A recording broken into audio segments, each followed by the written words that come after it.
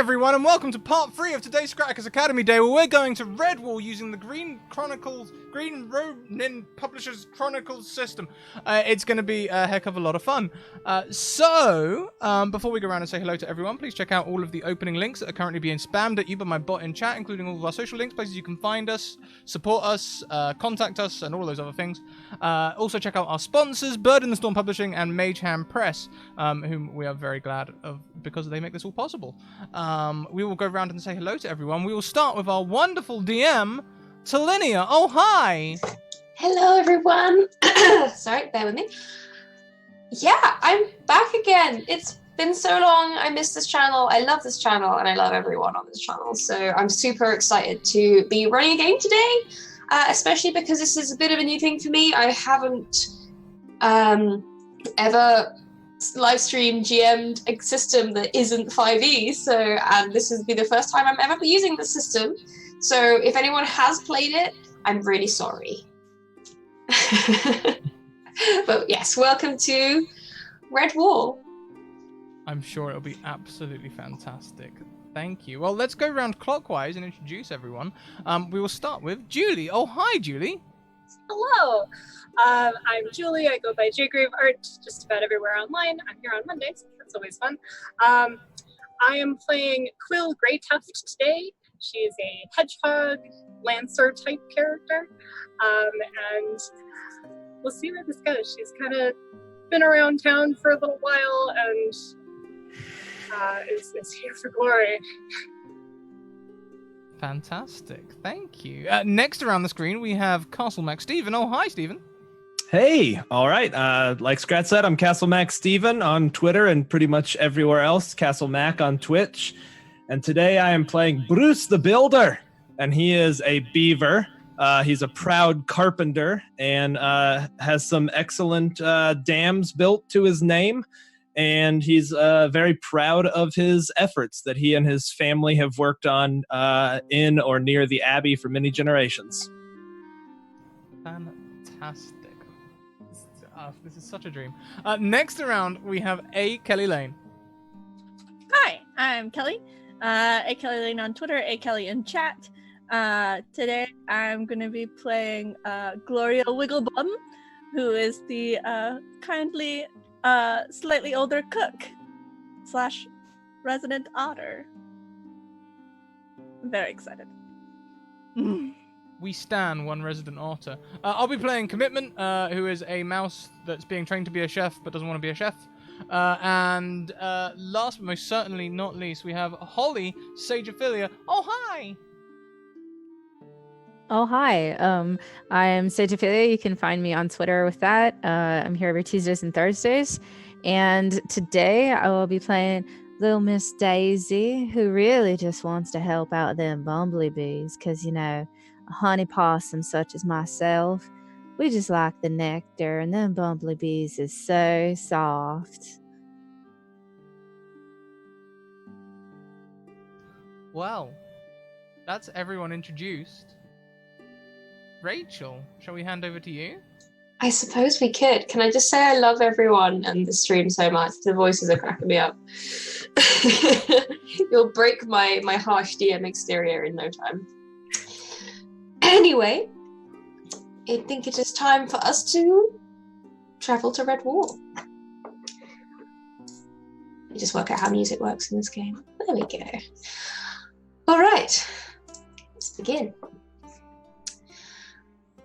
The Mossflower woods are dark at night.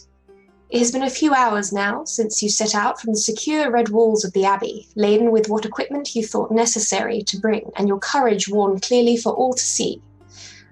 You are peaceful folk, used to the comforts and companionship of your home, but you are also bold and valorous, and the lure of adventure has seen you cross the threshold of your common home and venture out into the wilds of Mossflower Wood. Word reached the Abbey the day before of the presence of brigands in the woods, or some sort of troublemaker. The sparrows that reside in the rafters of the ancient Abbey gave word to the Abbess Violet of a quietness in the forest, strange for the warm months of summer when all good beasts are working hard, the land in preparation for the harvest season. Each one of you volunteered for the task of investigating this mystery, each for your own reasons. Now, as you make your way down the forest path as the sun steadily sinks behind you after already half a hard day's travel, I would like to ask you, each of you, a little about yourselves and why you have joined this company of brave mammals. Who would like to start us off? Commitment is by far the most eager. Commitment is a small mouse who is being trained to be a baker, but has always dreamed of being a hero, like the tales of Luke and Matthias and all of those. So when she's not being trained by her boss, Gloria, she is instead working the sword, and she has some soft armor which she hides in her cart, which is pulled by a glorious stag beetle. So glorious. I'll go. Love it. Bruce has never ventured far, other than looking for new types of wood to sculpt and shape, and so volunteered as an opportunity just to see what else was out there, and because he thought his tail could be a valuable asset to any adventuring crew. He eagerly carved his own quarterstaff only hours before setting out, and he's extremely proud of the craftsmanship. He carved very Art Deco style, like looks like kind of leaves and vines going up the staff.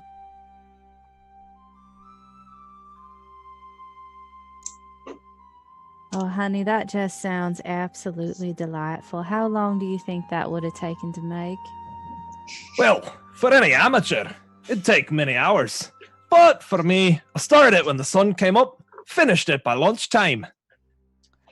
Oh, honey, that is just so fast. You know, I'm not quite a fast mover myself, but when I heard them bumblebees wasn't buzzing around in the hollows of plants and trees like they normally do, I just thought that was a crying shame. So I thought I would walk on out there with everything I got, which is pretty much nothing except a lot of nectar.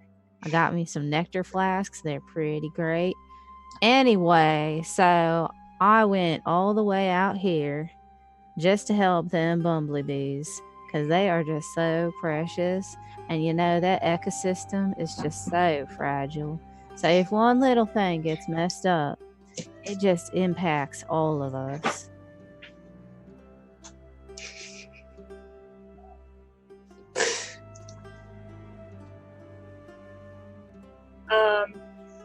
So Quill is out here to kind of prove herself to her family.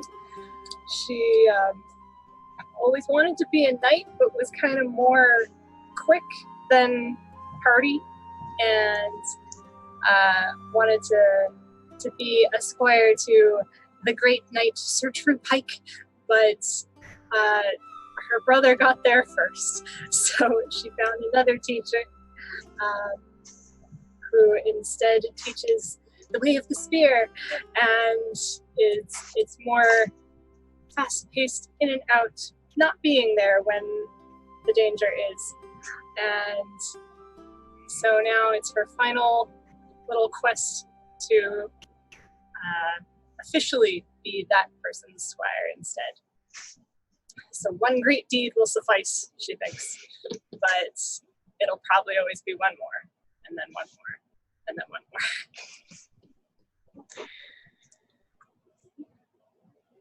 And we can't let these young whippersnappers just go out on their own. None of them are going to be able to feed themselves. And besides, leaving behind is going to be a really good test for Marcus. See, in fact, he can actually manage to, feed everyone back at the key. Because he's probably going to take over after me. Chef, I did say I've been practicing an awful lot. I really don't need you to come with me. I could do this all on my own, honestly. I'm not just here for you. All of you need to be able to feed yourselves.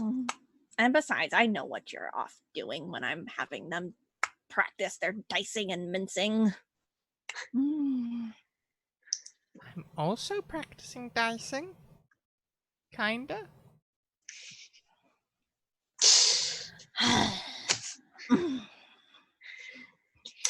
Speaking of food, the hour is now getting late, and you have been traveling for some hours. You haven't found anything particularly unusual other than the stillness of the forest quite yet, but you know that it won't be too long before you will have to make camp and rest, or risk suffering exhaustion traveling through the woods, not to mention potential dangers that could be abroad this time later in the evening. Some of you are more familiar with these woods and the forest than others. Some have been outside of the Abbey and some haven't. Could I get everyone to please make a knowledge check for me? So with this system, you roll a number of d6s equal to your rank in a particular ability. And if you have any specialties in this particular ability that are relevant to the check, you also roll extra d6s for that. And essentially, these are dice that you can swap in and use to replace lower numbers if you need to give yourselves a better chance at success.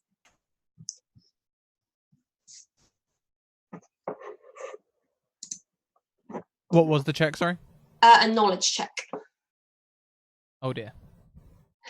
So if anyone has got any specialties in this area, if they let me know, because obviously you don't take the full edition, you swap in larger numbers for smaller ones. Okay. Wow. Gloria has much knowledge, which is brilliant. So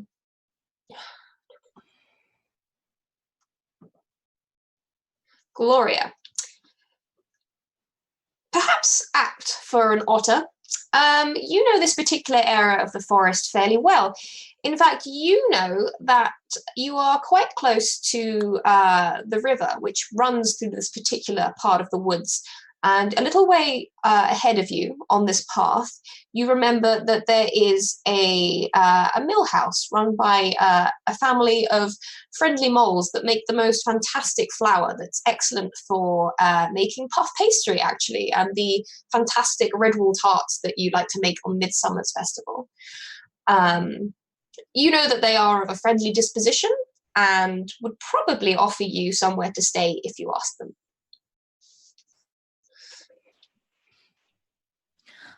Oh, we're getting close to the mill moles, I believe. We can go and maybe impose upon them. I'm sure I've got something in here that I can give them or trade or cook for them, or we'll figure out something. They always like my food. I mean, y'all are bakers, right? So Yes, you're basically kinfolk. we do have a certain kind of code, I guess. They might be a bit less than excited to see me. You see, 3 summers ago, we built a dam upstream. Cut their meal off. Had to quickly tear that down and give them my apologies. That's all right, though. Hopefully it's water under the bridge, as they say. I'm sure we can persuade them if we need to. I imagine that all I need to do is offer to not bargain quite so hard next summer for the flour that they produce, and they will be more than happy to give us somewhere to stay. If you tell them you was bargaining real hard, I don't know if they'll want to do so much business with you. Oh, they know. It's part of the game we play every year. I don't know about no game. See, I don't really play any of those. So, whatever y'all think is best. Right, so you make your way a little further up this beaten forest track that winds through the tall deciduous trees that makes up the woodland of Mossflower.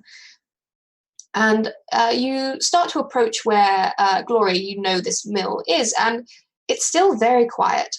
There is a definite lack of not just insects and birds, which usually are bountiful in this part of the forest.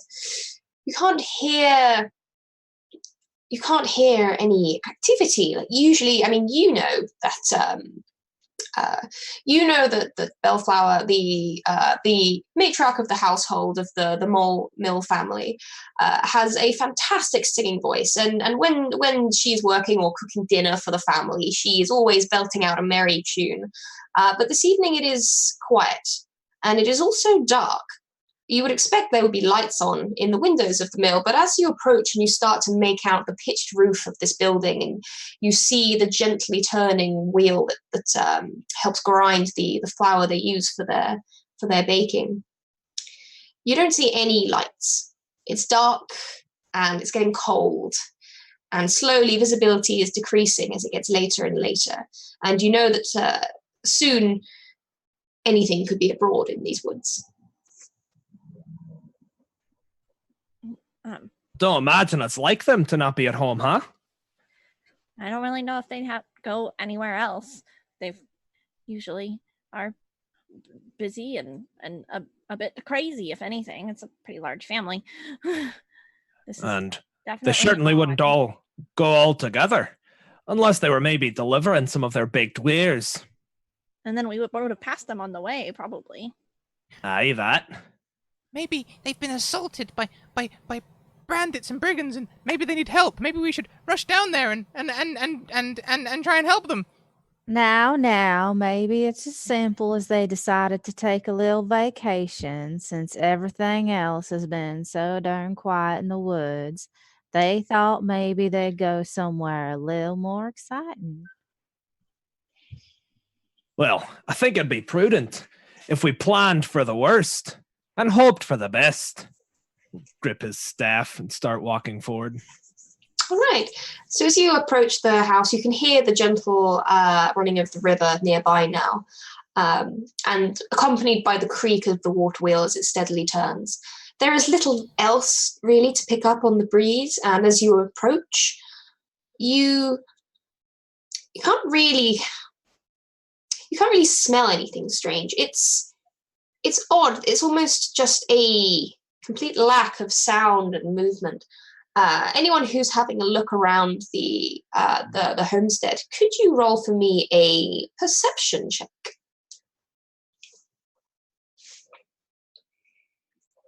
That be using awareness? This would be using. There's a separate awareness and perception. I'm probably getting the nuances between them wrong. I was just going to go for perception for this one.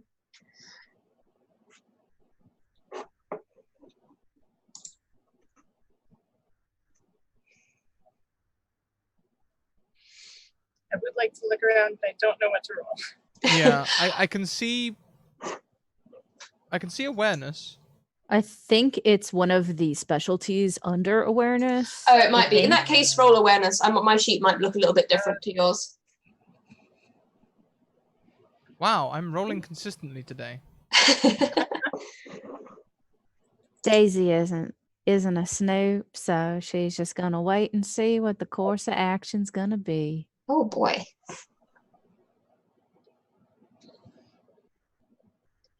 That's really squinting. Mm-hmm. Is anything out of place? Yeah. Okay, so we've got some good rolls here. So I believe Quill and Gloria, once again, you're being very on the ball today, Gloria. You notice that the door to the homestead looks like it is ajar. And you notice that the plain kind of forest floor, kind of outside the house, and the kind of the dirt ground outside the door has been scuffed up from this distance. Gloria would probably go to her belt, upon which hangs a very sturdy-looking cast iron frying pan that she grabs in both paws. By the way, she's like.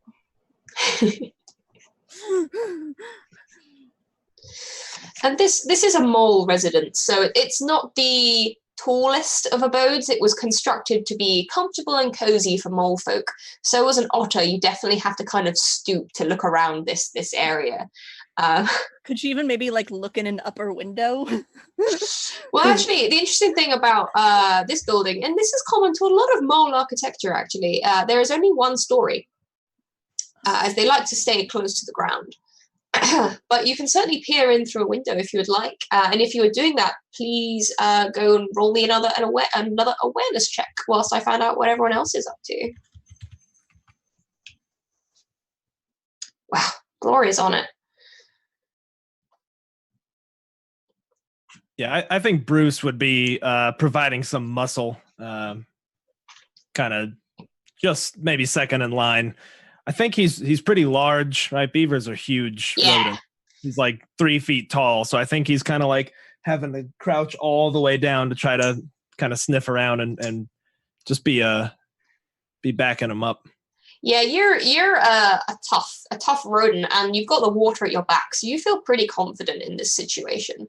And I say you're looking around this homestead, and you can see where the ground has been scuffed up. There has definitely been some sort of a struggle here, at least from what you can tell from the outside of the building. Keep your wits about you. Now, why would I need to keep my wits about me here? Is there some sort of a struggle going on?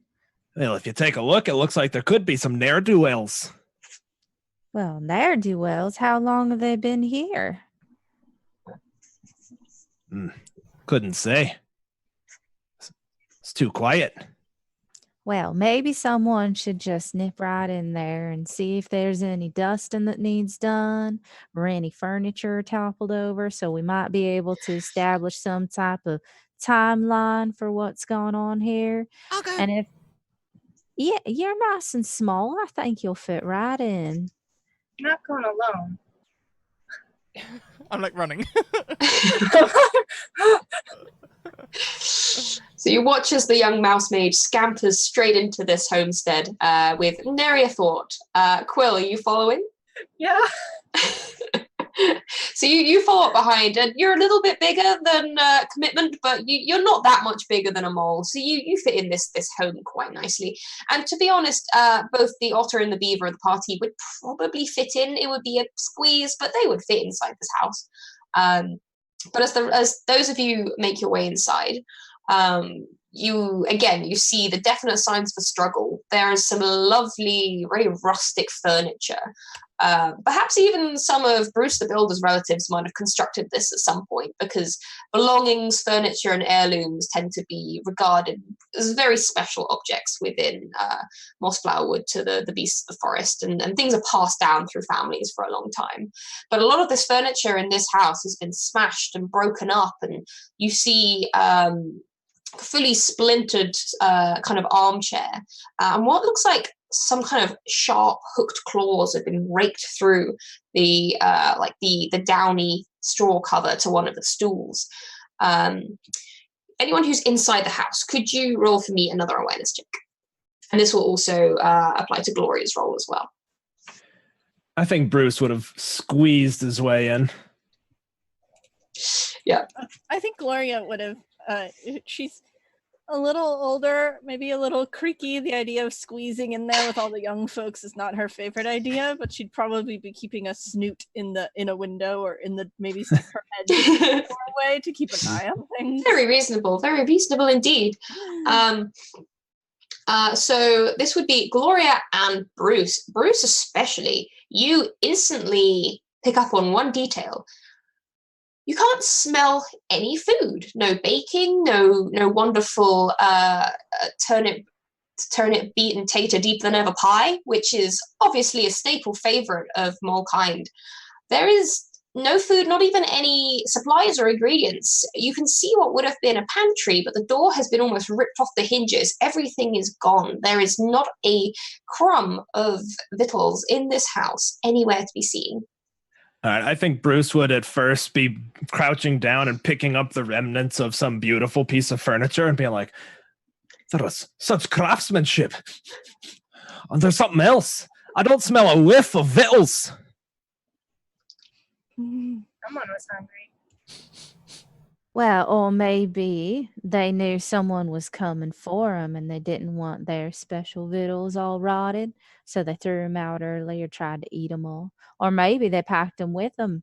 Maybe they've been captured to make nice little pastries for these clawed folk that come through. I hope you're right. It seems a bit optimistic given the situation. Well, if you always expect to find a hornet's nest, you're never going to find any bees. You're only going to find stingers. I suppose you're right. Meanwhile, Commitment, you just burst in here with your, I don't know if you have your sword out or not, but you were definitely ready and excited to face the foe beast. And there's nothing here. I'm starting to get a bit put out because everyone else is finding all of these things, and I'm really excited, and I don't understand why my excitement isn't helping me find things. We should track them! Wiggle sword. Well, now, it does get quite dangerous at night. Maybe we could just tuck in here, put some of that, I'm sorry if this is insensitive, broken wood up against the door in case they come back. Just sort of kip a little nap here, and then we can go tracking in the morning. I mean, a young growing mouse like you needs some rest, right? But rat, no. Gotta find the rest. Commitment, as you're waving this sword around, tell me again, where did you find it? Good question. I actually think she didn't so much find it as save and save and save and save and save and save and save. And maybe she didn't go to the blacksmith because the blacksmith might not have done it to her, but she might know the blacksmith's apprentice. And the blacksmith's apprentice might have made her one.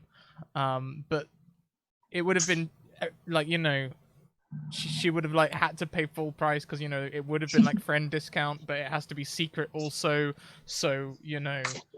So you know that the blacksmith's apprentice at Redwall is really just the blacksmith's young son.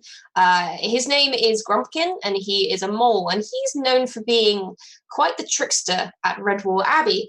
And you, when you received this blade from Grumpkin for all of your finest payment, which at Redwall Abbey, where they don't so much have money, it would more be a case of trading all of his chores and all of your desserts for months and months and months. Months of sneaking him pastries from under Gloria's nose. Months of, you know, sweeping up the smithy for him. I was, yep. And the curious thing about this blade is, you didn't think Grumpkin would be capable of making such a fine instrument. It's got this beautiful red stone right in the pommel. And I'm assuming you haven't really got it out and kind of waved it around to slash the foe beast much before this particular venture. She's practiced an awful lot. She's got really good with it, but... Not in front of many people. No, not in front of many people, and it hasn't really ever come into contact with anything. So, everyone else here, could you all please roll a knowledge check for me? I have a fear.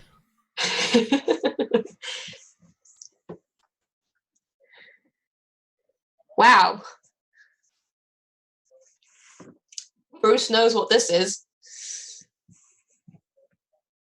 Okay, so does Gloria. Bruce and Gloria, you see the young mouse waving about this short sword, and you recognize this beautiful, flawless ruby in the pommel and this incredibly balanced blade. A blade that was rumored to have been forged in Salamanderstron itself.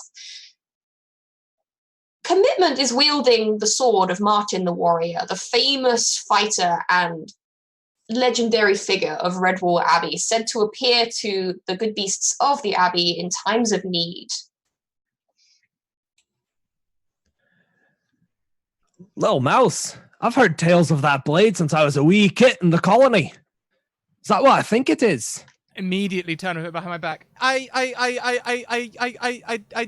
worked hard. I don't doubt it.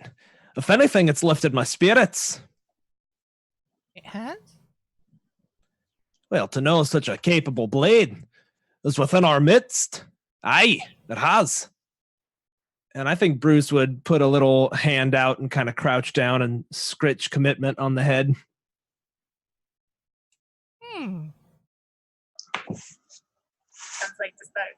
Sounds like the start to a great story.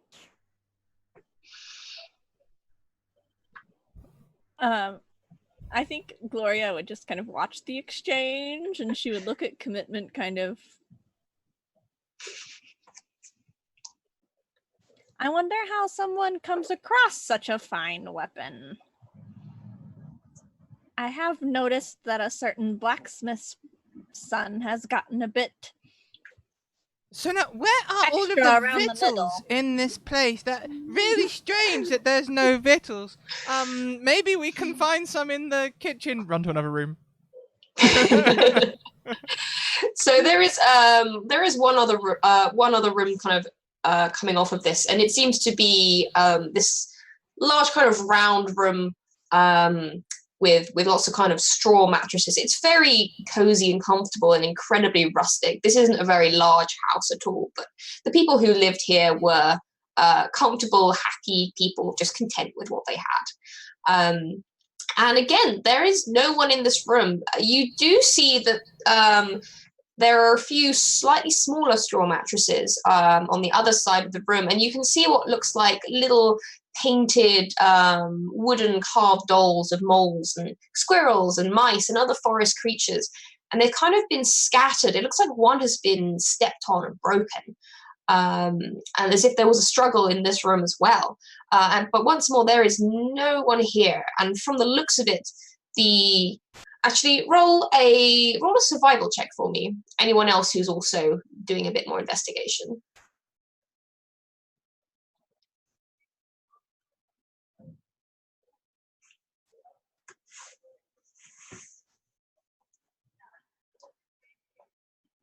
Wow, Daisy, good one. I'm realizing the problem with rolling an adolescent. Everyone is wise. So Daisy and Bruce, you both pick up on the fact that these struggle marks seem to be almost like being dragged in the direction out of the house and kind of leaving this premises and further out into the woods. However, it has now got to the point where it is so dark that in order to carry on through the forest, you would probably need to start lighting some torches.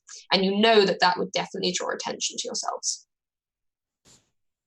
Well, now, if you see these little hair marks on the floor, I think someone was dragged right out that door. And I think it's a couple of people, actually. If you look real close, you can see some are a little deeper than the others. Aye, I think you're right, and I hope they're well. But I think we'd be foolish to go after them tonight.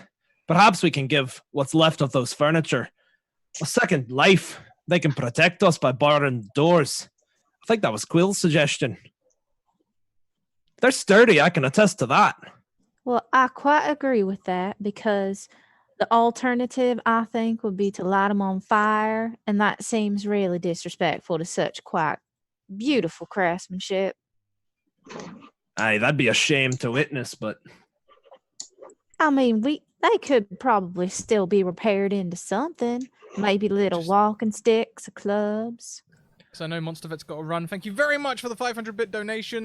They give everyone a point. So do we have something like temporary HP or like a luck pool or something? Oh, so what I will say is something we haven't talked about yet, and I think I will chat about now because it seems like a good time to do so. In the Chronicle system, you have something called destiny points. Now, depending on your age, you will have more or less destiny points. All of you that are, the younger you are, the more you have. The young adult kind of average number is 5.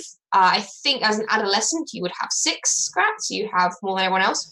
For every step above that, you kind of lose 1. But destiny points, you can either spend 1, in which case you can, let me check my little crib sheet. With destiny points, you can do stuff like subtly influence what's going on in the game. So, for example, you could add a point to a roll that you've just done and hope that that takes you above the threshold for success if it's a bit of a conflicting situation. Or, for example, if you were in combat, you could find an item nearby. For example, if you've been disarmed, you could turn and suddenly there'll be a rusty sword that you could pick up to defend yourself just at the last moment. And these are essentially little ways for you to creatively affect the game and put yourself in a better position. So basically, from that donation, I say, why don't we give everyone an extra destiny point? Yay! Just because it's fun and it helps you influence the story. And yeah, and there are some more complicated things you can do destiny points, but I am just running a very simple version of this rule set tonight since we're all fairly new to it. Loving it so far. Sorry for interrupting the roleplay. Yeah, sorry, rules mode. Now, do you need some help moving that furniture? Aye, here we go. Look, if you brace here, it provides the maximum bend of the wood without breaking. I'll start giving an in-depth explanation about how to strip. All right, so if you are moving the furniture to try and prop up the door, could you please roll an athletics check for me? I'm listening with rapt attention. Now, I'm pretty lazy, to be honest, but I am quite good at being athletic when it suits me.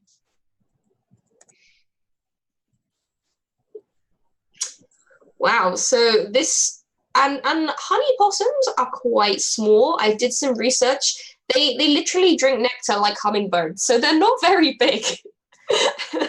That's So- okay. I work out a lot. I climb a lot of trees.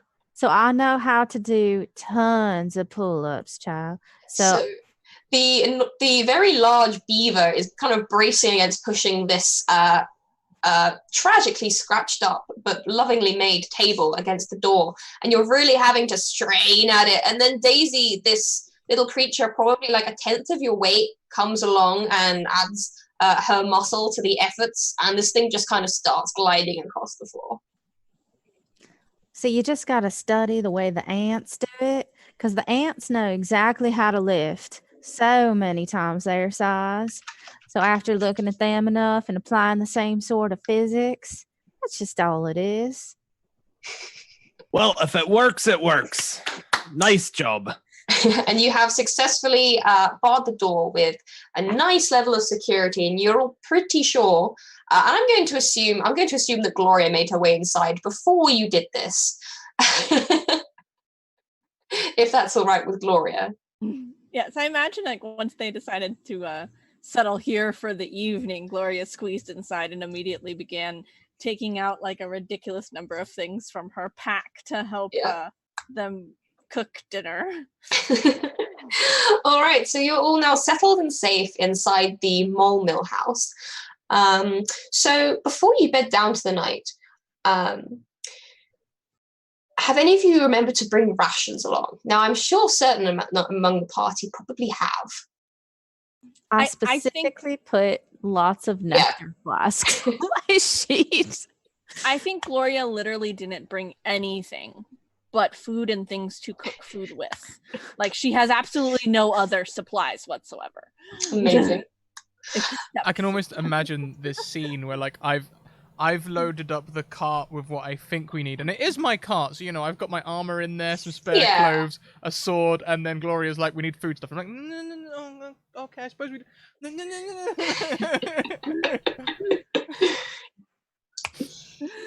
All right, so who would like to cook a meal for this evening? Would it be Chef Gloria? I imagine so. She might actually rope commitment into assisting. Okay, so the basics. Now I get to talk about assistance. So if you want to help someone with a role, essentially what you do is you take half of the relevant ability, rounded down, and add that to their overall number. So commitment, what is your, I think I use knowledge for this. So what's commitment's knowledge rank? 2. 2. All right, so you'll be adding 1 point to Gloria's cooking roll. So Gloria, if you could roll the number of dice you have for knowledge, but also the number of dice you have for your cooking specialty, which I believe I put on your sheet.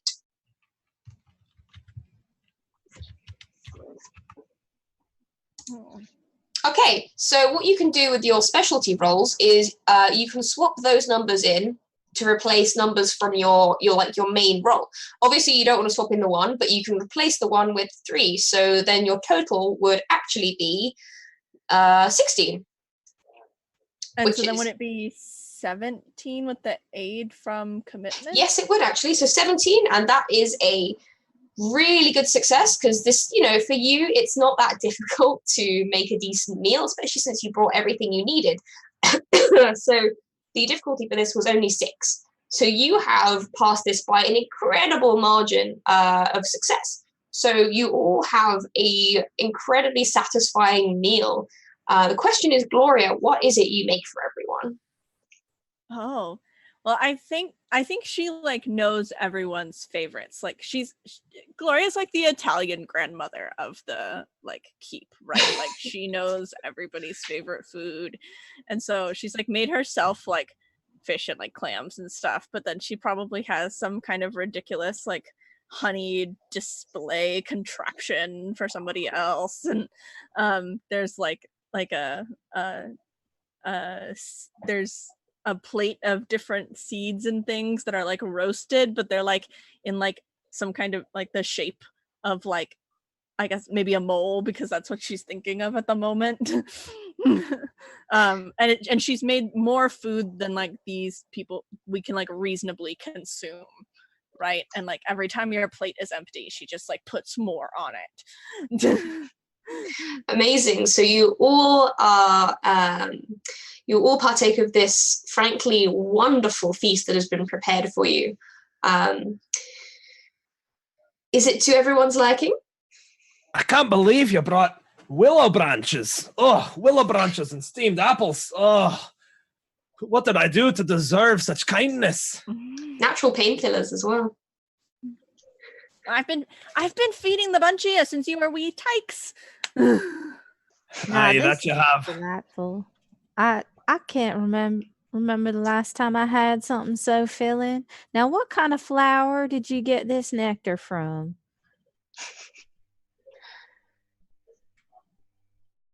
Probably some kind of like, oh, there's a whole bunch of honey blossoms that grow right next to the chef window, actually, and I just start. Now, I never had domesticated honey blossoms, but they are just delightful. I'll need to add that to my beekeeping list and see if they like it just as much. You know, eat up. Like, we can't go be starving. There's no adventuring possible without a good meal the night before. You can't slay anything if you don't have a full stomach. Quill like rolls away from the table, just like, I think maybe too full. But it's so good. And so you are all able to get a really good meal before you bunk down to the night. Where are each of you going to be sleeping? And did you remember to bring travel sleeping equipment? I think Bruce would just quickly shave down some of the lesser beautiful furniture into a pile of wood shavings and sleep in the large like living room area, because I don't think he could squeeze into the bedrooms. I'm just going to try to find any sort of soft little blanket or maybe like a nice like big leaf laying around. I'm not picky. Oh, you'll definitely find some very nicely made quilts, and there'll be cushions and blankets and bed throws. There's definitely enough to go around for everyone. This was a very cozy little house. Thank you very much to Monster Vet and V's Knees, who gift advantages to Holly and Kelly, respectively. All right, so for advantage, what I'm going to do is you're each going to have an extra d6 that you can spend, for example, when you do an ability check. Awesome sauce. Awesome. I'll keep watch. We could take turns. But then I might miss something. I don't want to say you're not going to see anything, little mouse, but maybe if we got some of the bigger ones to go with some of the littler ones, we'll be able to look up high and up low at the same time.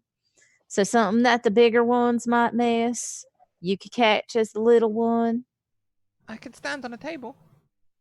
But then you'd miss all the little things. I think Gloria has already fallen asleep. I was gonna say, I think Bruce is like, and then his tail will go. Yes. She may have she's like fallen asleep. She's like on her back, like in front of the door, like, because that's like where the only place she fits. She needed to find like a hallway or like a clear space, right? If cleared from all the furniture.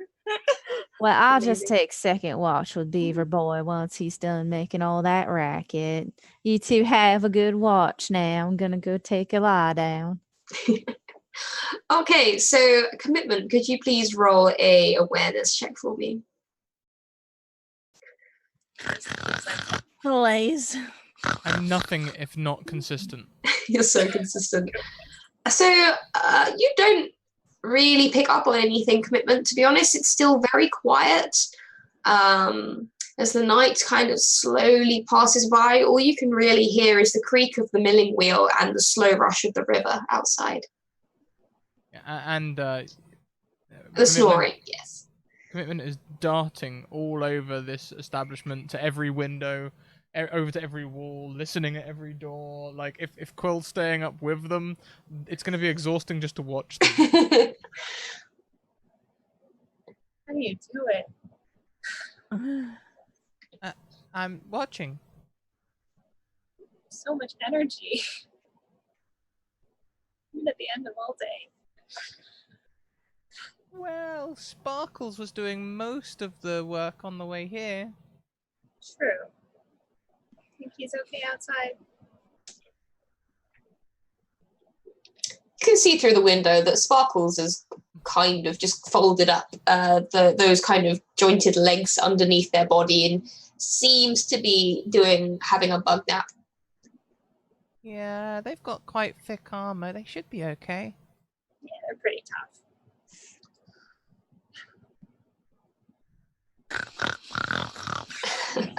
So the hours steadily pass by, and eventually the time comes to either wake up Daisy or trust that Daisy will wake herself up.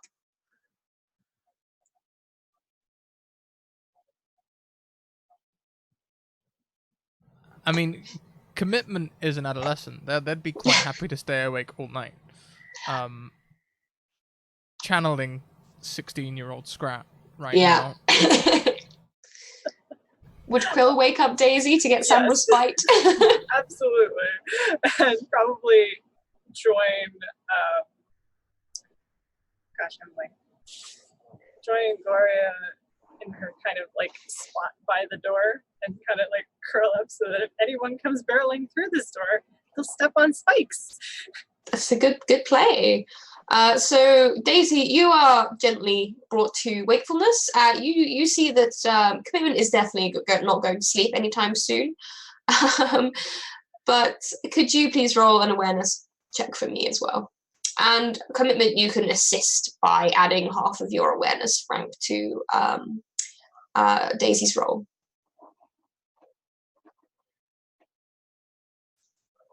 Wow. And what's your awareness Commitment? 2. Okay, so we have a total of 12, which is still a good success. And Daisy, you're a small creature, so naturally your senses are sharp and you're good at spotting danger. But nothing, again, really seems to catch your interest during the night. It truly seems as though this place has been properly abandoned and there doesn't seem to be anyone here. Well, now, little mouse, you want to try something from one of my flasks? It'll give you a little bit more energy, maybe tuck you out a little faster.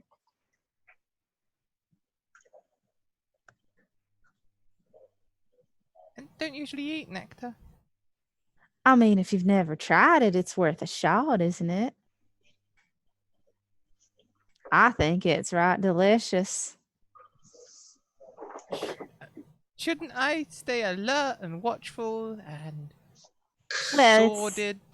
It's just so sugary sweet. If you fall asleep, I'll wake that beaver up right in a quick hurry. And he's been sleeping like a log all night. So I think he could be all right taking some watch if you sort of nod off. Okay, I'll try some of the nectar then. All right, just don't drink it all. I only have 4 more of them with me. Takes a deep draught of nectar. All right, why not? Roll endurance for me.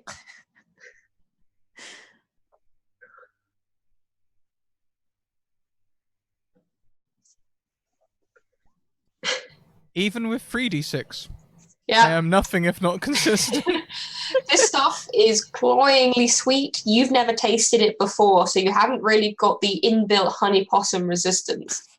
It is so sweet and comforting. It just reminds you of warm evenings curled up by the hearth in Cavern Hall in winter with like sweetened tea and or even like the kind of the sweet milk drinks that you like to, or when you were a child you used to love to have at that time of year, which sent you right off to sleep. And before you've even really processed these thoughts and feelings, you've already fallen asleep. Now, Bruce. Easy now. I thought Hey. maybe you'd like to sit a watch with me. Gave me for a the bit rest of a the fright. night. Now, I didn't Ugh. mean no harm. I just put the little one to bed because he was running around like a crazy person. Sorry, she. So if you could just stay up with me the rest of the time, I'd really appreciate it. Aye, of course. Has there been anything? Have you heard any movement? Strangely, no. It seems like it's proper abandoned. Well, aye. Hopefully we make it to dawn without much. Would you like to gnaw on this a bit? No, I got my own drink. Thank you very much. It's quite kind of you to offer, though. Aye, all right. All right, so one last roll. Bruce, could you please roll awareness for me as the hours tick by and dawn steadily approaches?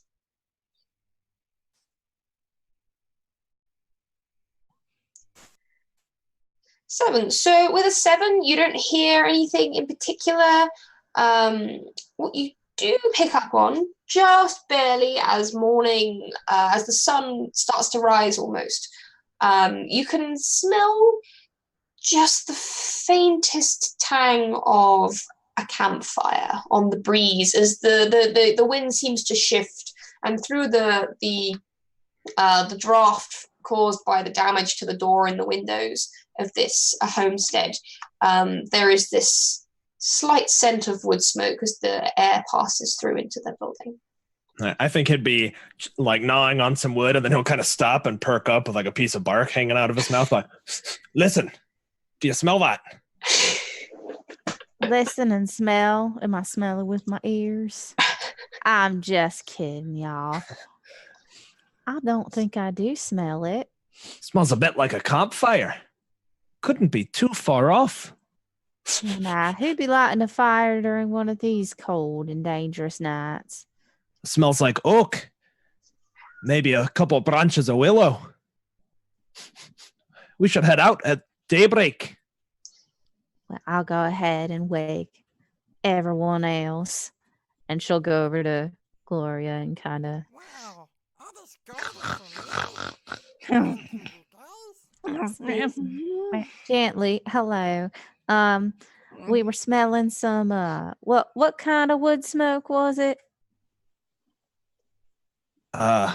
Primarily oak with a hint of willow. And maybe... No aspen. Nope. So we was thinking maybe once we're all awake, we might want to mosey out. I thought I'd give you a little bit of time, to do your morning routines. Oh, she like cracks her neck. She's like, "Oh, well, that was very kind of you. Thank you. Breakfast?" I think I'm still full from dinner, honestly. Oh, maybe we have some left on left an adventure without breakfast. I think we should get moving. We might be able to catch up to them. If they truly dragged the family out, they'd be moving a bit slowly. I'm not sure how to wake Quill up, to be honest. I think I'm a bit afraid to touch. I'll take my quarterstaff and kind of prod it. She just kind of like curls up even more, like 5 more minutes.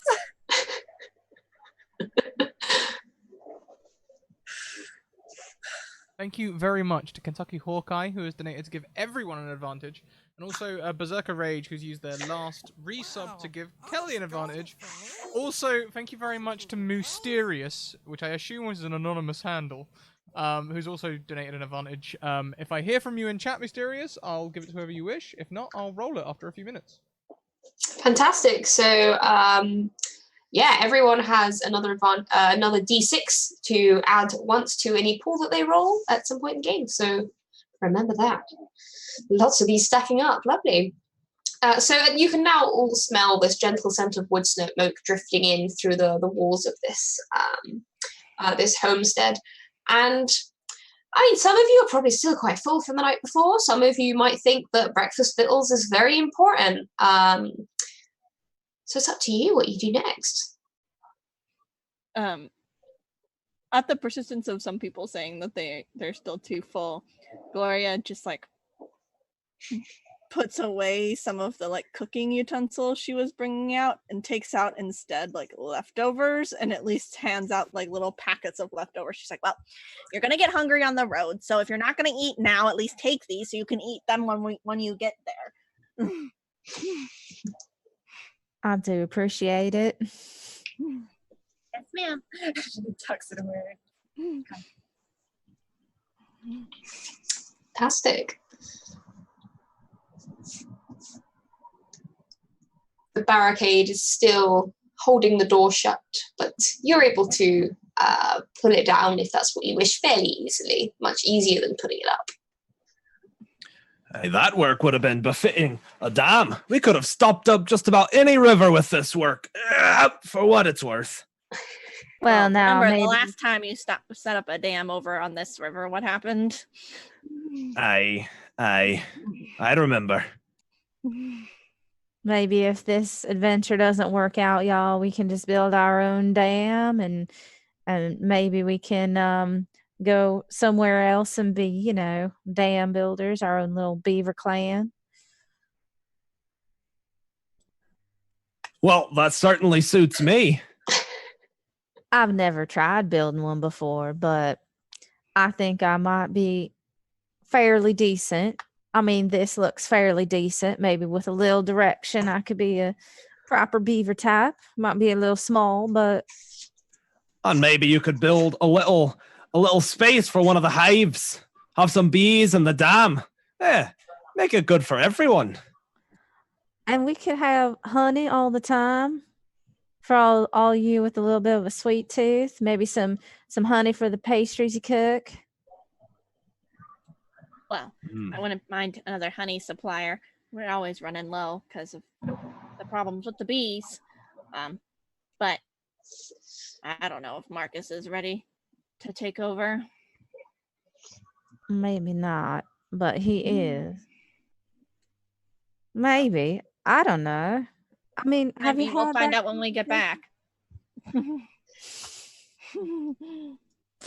All right, so the barricade dismantled. The forest now lies before you.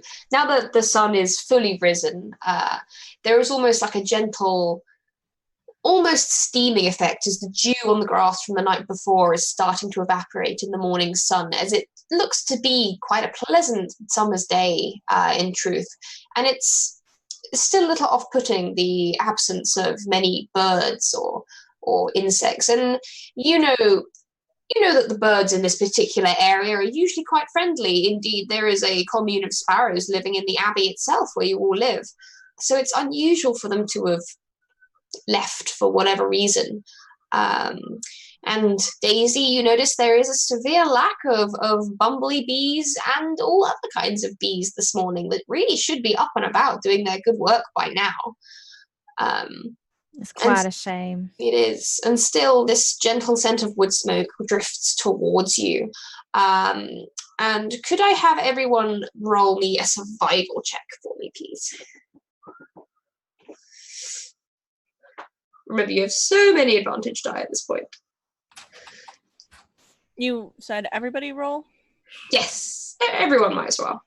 I'm going to go ahead and spend one of my extra dice. Do it. Oh, I cool. am too. Big 8. 8, okay.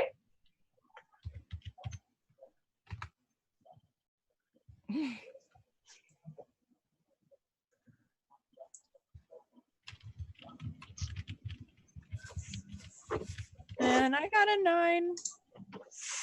Pretty good, pretty good. Well, Daisy's already done the roll. Commitment, could you roll a survival check for me, please? You have dismantled the barricade and have headed back outside. 10, that's pretty good. Very good All for me. So Commitment and Daisy this time, maybe it is due to your small stature and the fact that you're quite close to the ground, you are able to work out the direction that these drag marks lead. And indeed, as you start to just test heading in that direction, the smell of wood smoke gets slightly stronger, and you can pick up on the fact that it's definitely coming from the same location that these marks are leading to.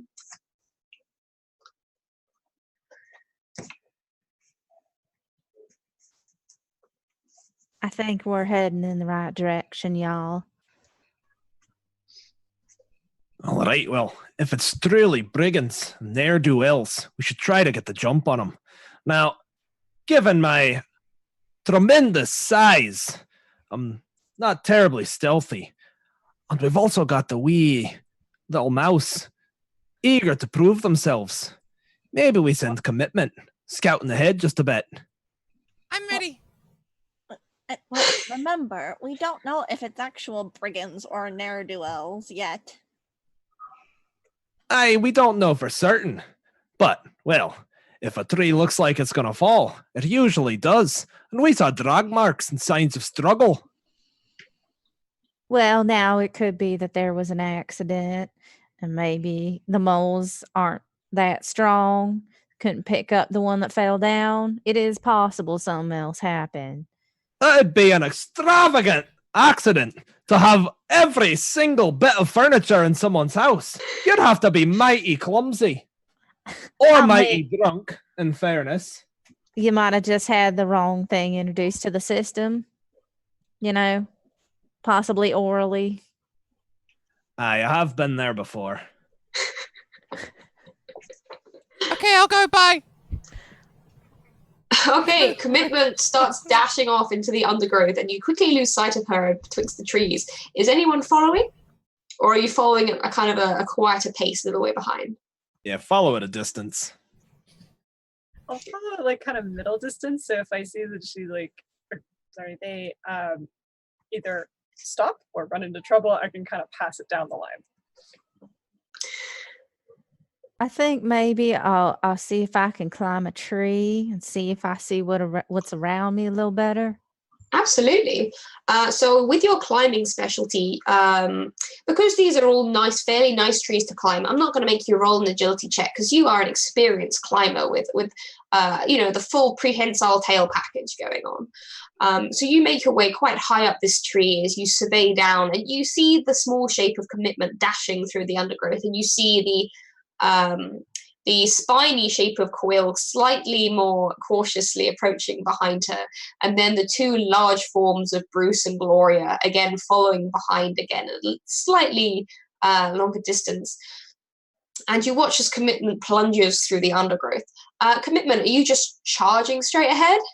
Yes! I only have 2 in. Is there a caution skill? Because I probably only have 2 in it. Oh dear, there should be a danger sense skill, shouldn't there? Okay, so Commitment and Daisy both roll awareness checks for me, please. Aha! Just out of curiosity, are we walking along this river? You have slightly taken a sidetrack away from the river at this point, so it's no longer right next to you. Okay, Commitment, you are far too distracted by the sound of your own blood kind of pounding in your head with excitement as you kind of jump over logs dramatically. You imagine yourself in slow motion sliding under like boughs of trees. It's majestic. And Daisy, you have to admit, she's certainly got a penchant for the dramatics as you watch them kind of careening through the forest with reckless abandon. What you also notice somewhat ahead of Commitment due to your high elevation making your difficulty a little lower, you see the campfire. It has been lit for a little while, and you can see the embers kind of crackling a little bit and the smoke steadily drifting off of it. You also see a large cage that seems to have been made out of hastily tied together branches and twigs and made on the spot. Inside the cage, you see 4 dark, round, velvety figures huddled together. There are 2 larger ones, and there are 4 little ones. And you notice that they are all moles. And they're all just kind of huddling onto each other in the center of this cage. Outside of the cage, you see 3 significantly larger figures around this campfire, sitting on logs, sharpening cutlasses, and in general sharing conversation that you can't quite make out from here. They have long whip-like tails, and they are tall and slender, and you see long, sharp claws with these unblinking yellow eyes. They are 3 sand lizards from what you can see, each with slightly different patterns on their scales, greens and browns and blacks. They are dressed in motley-looking rags and belts with daggers and cutlasses. One of them has a short bow, and they are pacing around the fire, and occasionally the largest one approaches the cage with the moles inside and seems to bark some kind of orders at them, which they just seem to huddle away in reaction to this. You can also see Commitment is charging straight ahead and will probably soon be within earshot. Well, now, I know there's no birds out here right now, but I'm going to try to make the best darn bird call I ever made to maybe stop Commitment in their tracks. All right, so for a bird call, I'm going to make that a survival roll because you're trying to mimic a bird. And then, depending on how well that goes, that will influence the difficulty that Commitment has to beat to work out what this signal is. Now, if I'm going to roll with advantage, do I need to declare that before I throw the roll? You do, I'm afraid. I would like to roll with advantage on this, please. Okay, add an extra... Oh, wow, fantastic. So you make a fantastic bird call. What bird would you like to emulate? Well, I want it to be something that Commitment probably knows isn't in the forest, even if it were normally how the forest is. So I think maybe a nice, gentle honking of a Canadian goose would be about appropriate. All right, Commitment, you hear this honking sound. Do you think that Commitment would know what this means? Is this a communication that has been shared before in the Abbey? Has this... Nope. No, you don't. Thank you, don't. Dice. You really don't. Okay. If anything, they probably are just like, huh? As they're charging. Which is also somewhat like a goose noise. All right then, now it's time for me to roll something. Would those of us a bit farther back also You hear the honk, and if you're a rational beast, then you probably realize this came from exactly where you saw Daisy scamper up to. So I'll let you decide whether you make the leap of logic to assume that this is some kind of warning.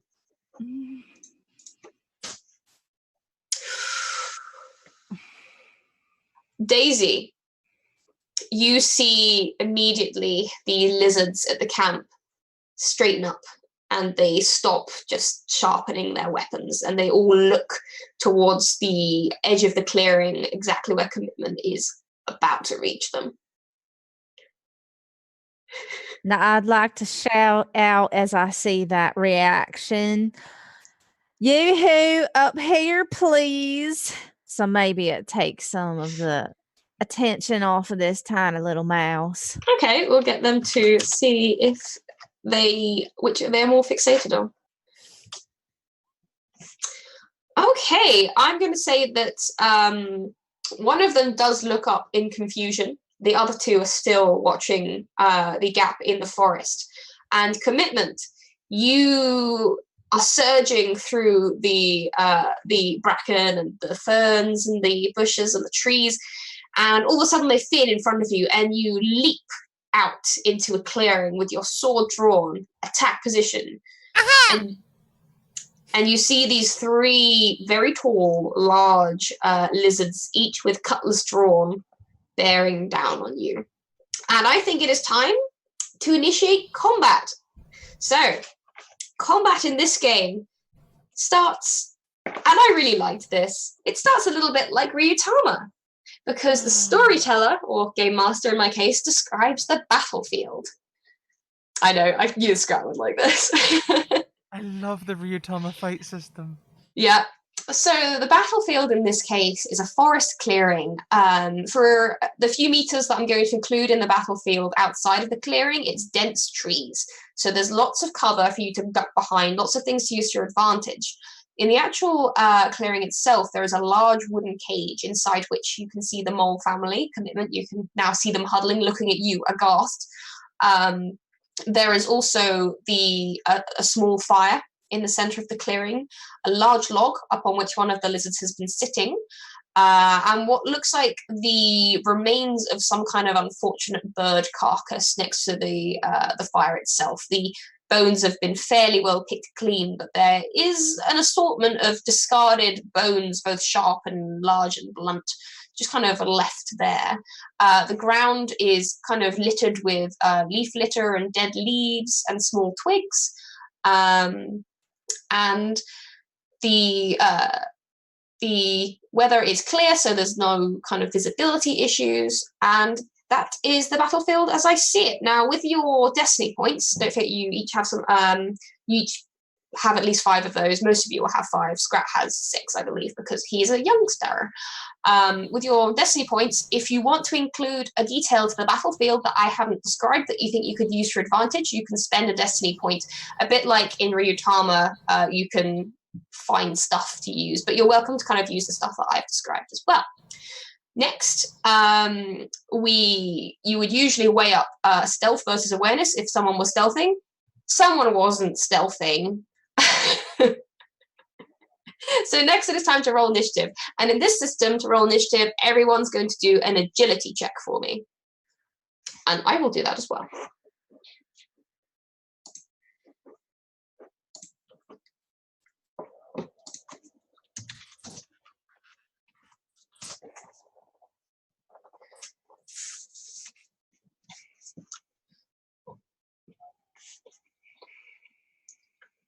Okay, that's everyone down. So top of the list, well, what do you know? It is Daisy. You are currently stuck up a tree. You can see what's going on, but you are somewhere away.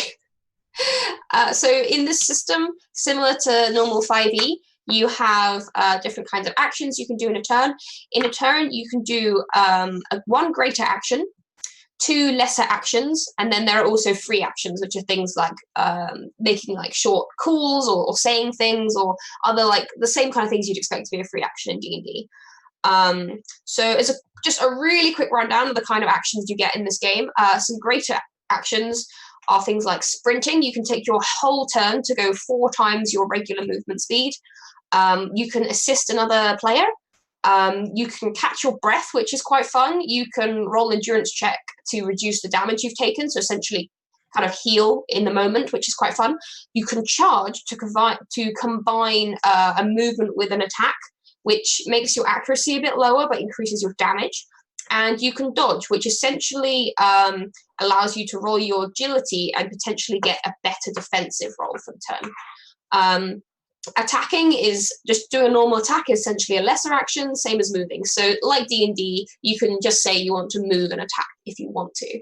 But obviously, everyone but Commitment will probably have to spend their full turn running, apart from Quill, because Quill could probably get there in time. But everyone else would have to spend their full turn running to essentially catch up to the battlefield. So from a high vantage point, I do have this ability. I believe it's under Will. I just rolled it instead of actually clicking it. Coordinate. Okay. So if I can make that my greater action and maybe my lesser actions can be to start working my way down the tree. Okay, so what are you doing with the coordinate roll exactly? Well, I'd like to holler out exactly where some things are that I can see from my vantage point and sort of direct people to maybe where they should be coming out. Okay, so what I'm going to say for this is to get down the tree will be a lesser action because you are a skilled climber. And then you can use your other lesser action to essentially do this kind of battlefield management to call out to everyone where everything is. And that would be your full turn. Okay, that sounds good. So, okay. Do I just roll this coordinate right here? No, you don't need. I don't think that's something you need to roll. You can shout out exactly what you saw, so everyone is up to speed. I won't make you roll for that. Okay, so next up, Commitment. You are these 3 burly lizards are bearing down on you. Yes, and I will. There's 2 of them, right? You can. So there's 3 of them, but something cool you can do is you can do something called a split attack, which splits your attack pool of dice between several bad guys, which I'm getting from your face you probably were planning. Yes, because the special features of this sword is that I get an extra bonus dice per opponent. Oh my god. When I do a split attack. So I would love to do that. All right, if you could use your action to make a split attack for me. Can I reach all 3 opponents? Yeah, they're all pretty close. They've all kind of come over to you and are kind of bearing over you. This little mouse with the sword. Okay, I think I'll use an advantage as well to up my dice by 1 more. Okay. And I have speciality as well. So here's my base roll. And I'll. Whew. And then hang on a minute. Here's my speciality as well. Wait, that's not fencing. That should only be 2. If it's messing up, just roll 2 manually. Yeah, I'll do that. Okay, so I won't be using those. Alright. So you have a so- total of 16 on the first hit? Or are you splitting your dice pool once you've rolled? I will split my dice pool once I've rolled. Okay. I'm not really sure how much is enough to hit, so I will do 8 on the first, on the biggest, meanest looking lizard, 5 on the second, and 4 on the last. Okay, so 8 on the meanest lizard. So the biggest lizard, which was the one that came over to you first, looks like some kind of leader. It was also the one that was berating the poor moles. You land a proper chop with this short sword directly across the chest, slashing up and leaping as you do so to reach it. And that absolutely hits. Could you work out your... So you hit with an 8. That was what you needed to reach to hit it. Good to know. So you don't get any kind of extra damage, but you'll get essentially 1 times the damage of this sword. Which would be my agility, which is 4. 4. Okay, so you deal 4 points of damage to the biggest lizard. And as a lesser action, I'd be like, what have you done with the moles? And in reply to that, the lizard stumbles back and you hear this. And you notice that it has all these kind of leather straps that are forming this weird kind of crude armor, and it seems to have soaked some of the damage from your slash, but nonetheless there is a blossoming wound on the chest of this creature, and it doesn't seem to reply as it kind of flails, having not expected such a feisty attack from this little mouse. As you flourish your sword, the other 2 manage to dodge back just as you would have hit them, unfortunately. Next up, it is Gloria. So I believe Gloria has to take most of her turn to kind of run up and catch up to what's going on. And I think she's kind of like taken out her she's taken her cast iron frying pan off of her back, and she's like, oh goodness, what have the whippersnappers got into now? As you dash in, you can hear it. You hear like this low mole voice from the cage, kind of shouting out, "Be careful there, sirs!" And as you charge into the clearing, you see these 3 lizards. One has now moved back, and you see this wound on its chest, and you see this glint in the eye of your young apprentice, the young apprentice chef, wielding the sword of Martin the Warrior with lizard blood dripping down the blade. But you have now reached the battlefield. It took your full turn to get there, but next turn you'll be able to make some attacks. Given the size differential, could she have picked up Daisy on the way? Yeah, I'm going to say yeah, because that's fun. And I love the idea of you just carrying this little honey possum who's frantically barking out battlefield commands as you run with her, so sure. Next up, it is the lizard's turn. The one that was hurt by commitment now lunges forward and is going to make attack with their cutlass, which kind of flashes as the morning sun just glints off of it. Let me double check. Okay, so they're going to roll a total of 6 dice, but 2 of these dice are specialty dice. Okay, so they're going to take the very best 4, which is going to be 15. Oh my goodness, that's a big hit. They are rolling a total of 18, I believe. Yes, that will beat my my combat defense of 12. Combat defense of 12. That's not as bad as it could have been. So that's beaten your defense by a margin by 2 degrees of I can't word right now. Basically, it's beaten it by 2 degrees, which means it gets twice the normal damage it does to anyone who hasn't played the system before. Just look up the weapon that they're wielding. Cutlasses is just straight athletics. So you, you take 8 points of damage as this battle-hardened lizard slashes at you viciously without any abandon. However, if you're wearing armor, you can soak some of this damage. I am. I'm wearing soft leather armor. And that soaks 2, I believe. It does. All right, so you're going to take 6 points of damage. Oof. And it's worth pointing out in this system as well, you can choose to forego damage by taking injuries and wounds. And if at any point you feel like doing that, please let me know and I will explain how that works. But they are much harder to get out of than damage points, so you have to kind of think about whether you want to do that. Okay, the next lizard runs up and now sees this large otter wielding a rather terrifying looking frying pan and is going to make a slash with the cutlass. And these are all trained combatants. But it's a terrible roll. This is a total of 13. Gloria, does that hit you? Yes, I believe I have an 11. Okay, then that is going to hit, but not by enough to do extra damage. So essentially, you are going to take, you're going to take 4 points of damage, which if you have any armor on, will reduce that by the number of points that armor is worth. I don't think I do. I'm trying to remember. I can't remember whether you had any or not. It would say in armor if you had any. Say either like thick clothes or soft leather or something. Let me speed my way back up to my original character sheet.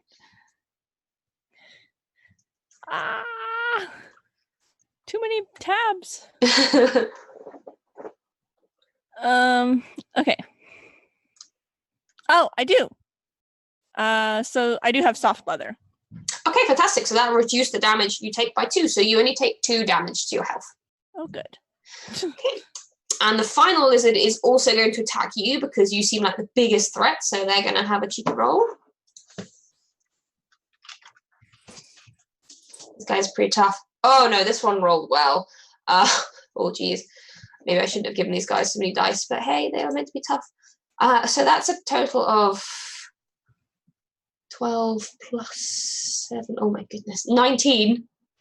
Oh, yeah. Definitely. Yeah, that's going to hit, and that's going to hit by a big margin. So you're going to take, with the reduction from your armor, you're going to take 6 damage. And can I take a wound instead? So yeah, what you can do is if you want to take an injury, essentially what you do is you need to roll an endurance check. And you can reduce the damage you take by half of what you roll, I believe. Let me just actually double check that. That might be wrong. One of my advantages on that. Nice, good idea. Actually, no, sorry. I was wrong. I was reading the wrong thing. You don't reduce it by the roll. You essentially just reduce the damage by your endurance rank itself.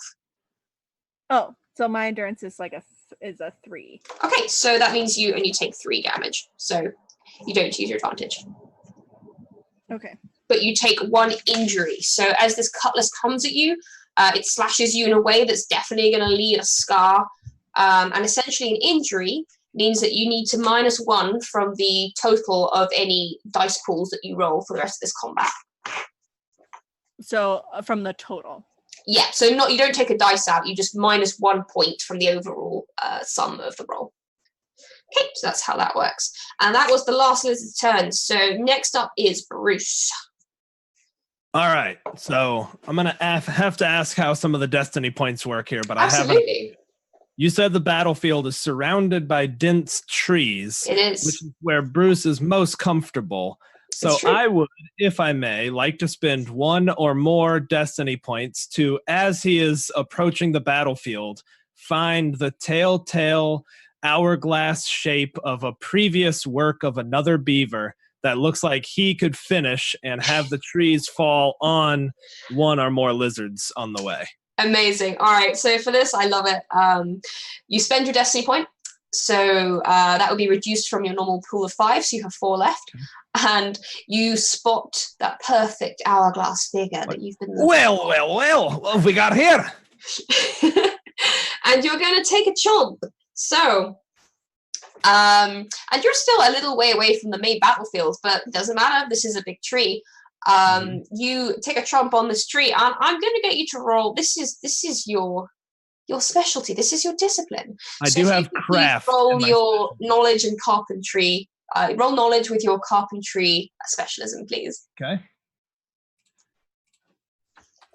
So I think that's 4d6 for my knowledge, and then I have 2 for my specialty. So I will replace one of those 2s with a 5. Am I doing that right? Yeah, So total of 19. 19. Which is amazing because these lizards have a combat defense of 8. So with a margin of more than 10, I'm going to say, how many are you going to hit? I think as he's finishing, watch out, everyone!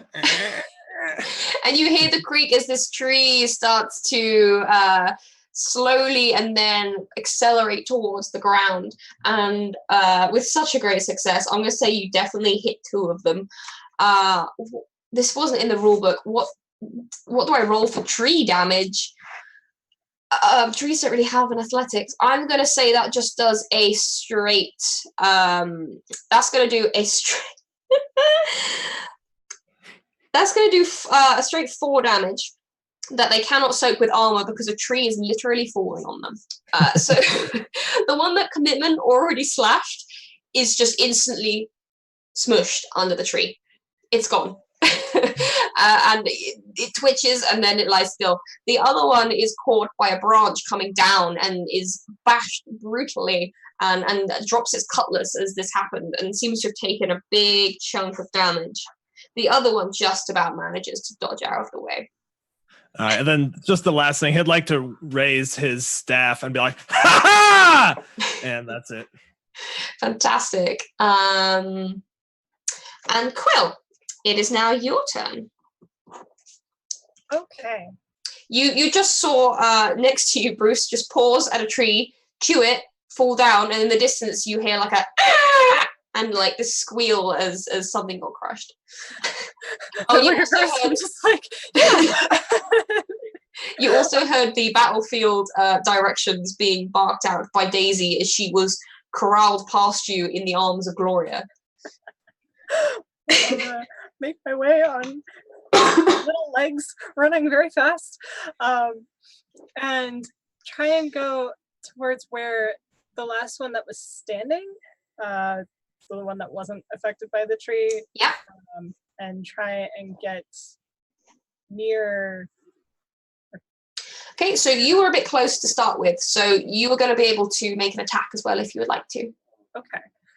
Could I try and use some of the like loose earth and stuff to try and throw that in its face so that it might not see very well or have to like take a moment to center itself? Definitely. So because you're using something I've already described as in that would be naturally kind of in the area, you don't have to spend a destiny point. I'm going to say for this, you are going to get an extra dice to your attack roll as they're struggling to essentially dodge out of the way. So if you roll your fighting check and add 1 extra dice to it. Cool.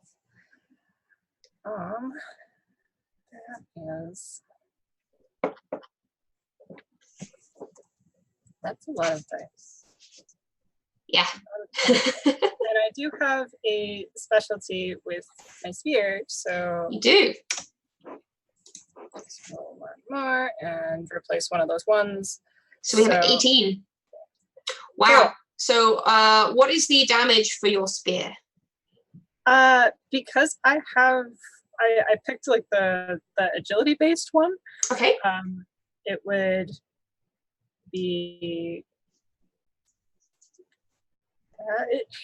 for the damage. Is it just like your agility score? Yeah, it's just your ability, your agility rank.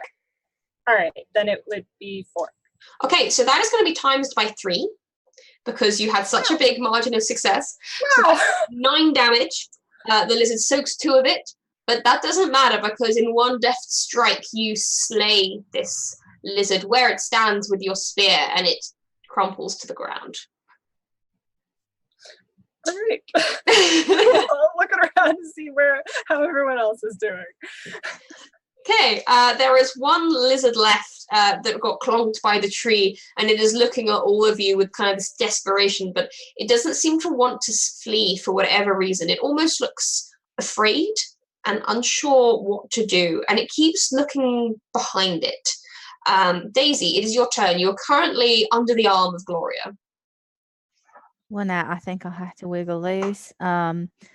You know, I'm not much of a fighter myself, so I'd like to sort of wiggle on past through the battlefield real fast and see if I could see what it is he's looking at.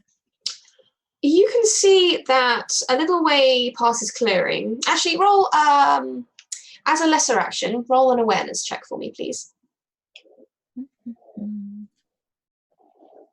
Now that's just terrible. You can see that the forest, it seems to get a little bit denser in that direction, but maybe you're not high enough off the ground as you were a minute ago. You can't really work out what exactly it is they might be looking at. So, have we heard these talk in our language? You heard it speaking briefly, but you were too far away to really work anything out before the attack was sprung by commitment. Well, I'm just gonna ask this young scaly fella what it is he's looking at for my other lesser action.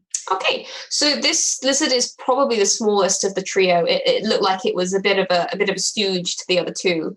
It's much less beefy, especially than the one that got squished under the tree that commitment slashed. It kind of looks between all of you, and it doesn't drop its cutlass, but certainly looks unsure. And says, we must take tribute to the Endless One. If we don't, he is displeased. Well, now that sounds like maybe your other two fellers here are gonna have to be your tribute, because these here mole folk, they're our buddies, and we're taking them with us. It won't be enough. He will take my life for such unsatisfactory meals. I can't. You must feed him as well. While I'm trying to persuade this young man, would be a rolling a persuasion? It would. You can definitely roll a persuasion, and this is against the lizard's intrigue defense, which, as you might guess, is not high. So if you could roll a persuasion check for me. So what is the rolling with? Because I think I have more advantages. Is that Yeah, sure. If you wish extra? to spend an advantage, you can add an extra d6 to your roll. Okay.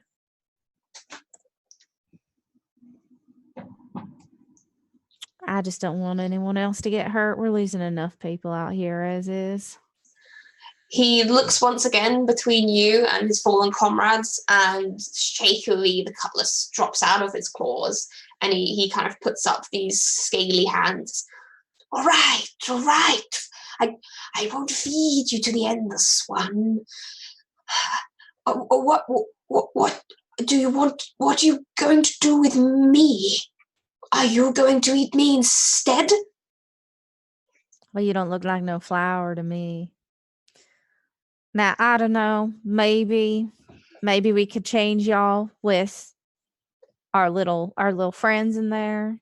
Just do a little switcheroo and just You leave. hear from behind you, "Oi, that would be most serpently kind of you, madam." But I'm not good with that sort of hostage negotiating and roughhousing, so I'm just gonna concede the floor to someone else who may be a little bit more decent with the talking. Just let me go. Let me run away.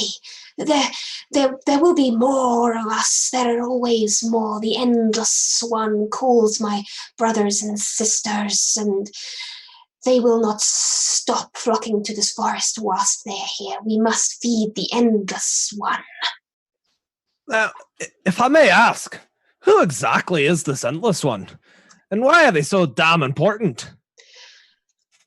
The beast with no beginning and no end that hunts beneath the trees. I must not displease him. And you see the fear starting to drain back into the eyes of this lizard, and it is going to try and flee the battle. Is anyone going to try and stop them from doing that? No.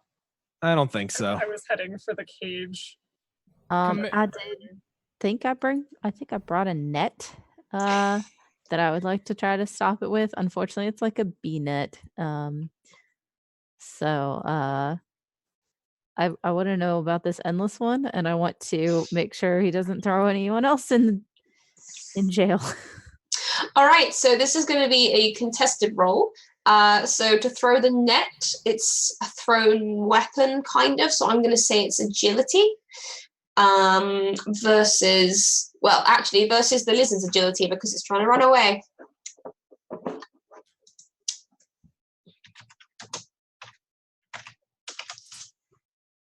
Oh, just about. You feel the net kind of brush the tail, but at that moment there is like a shudder from the lizard, and it sheds its tail, which just drops onto the ground, wriggling as the lizard scarpers into the depths of the forest. And we are out of combat. And I think Gloria is still like. I think Commitment's kind of looking at the two dead lizards, kind of a bit shook. Like, you know, slashing at one and being like, haha, now tell us where the moles are, is very different from seeing one squished and one speared and just like, oh. Bruce will go over and gnaw the cage loose, I guess with Quill's help. Okay, yeah, so I imagine with your beaver skills and with Quill helping as well, you'll definitely be able to get this cage open. It's not been very well made. The moles inside, you see the 4 little baby moles, or youngsters as they are, or dibbons as they are referred to at the Abbey itself, are kind of holding on to their mother and father's kind of apron strings, looking very kind of nervous about all of this. But one of them looks up at this big burly beaver and kind of turns to its mother and goes, "Hi, ma'am, isn't that the guy who brought that big old dam and blocked the river last year?" The mother kind of nods. "It certainly is, my love."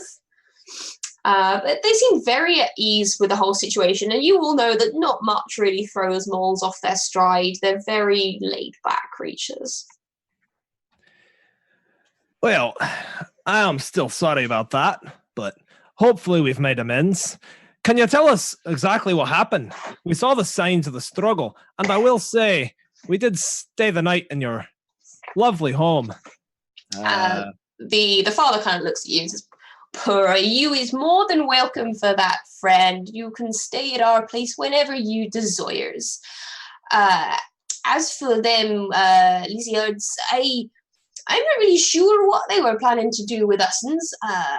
They said something about an endless one. Other than that, we was really just waiting to see if they was actually ever going to do anything. We've been in here a little while, and I wasn't really taking it very seriously." Well, that's quite stoic of you. Hey, we should find out what the Sunless One is and see if we could deal with it proper. That sounds like a very good idea to us as well. You must understand, we would rather like to get our Dibbons home if that's understandable with you folks. It seems a bit of a dangerous area to keep little ones around. Aye, indeed. Get those little ones home and we'll take care of it. You can count on us, can't they, Commitment?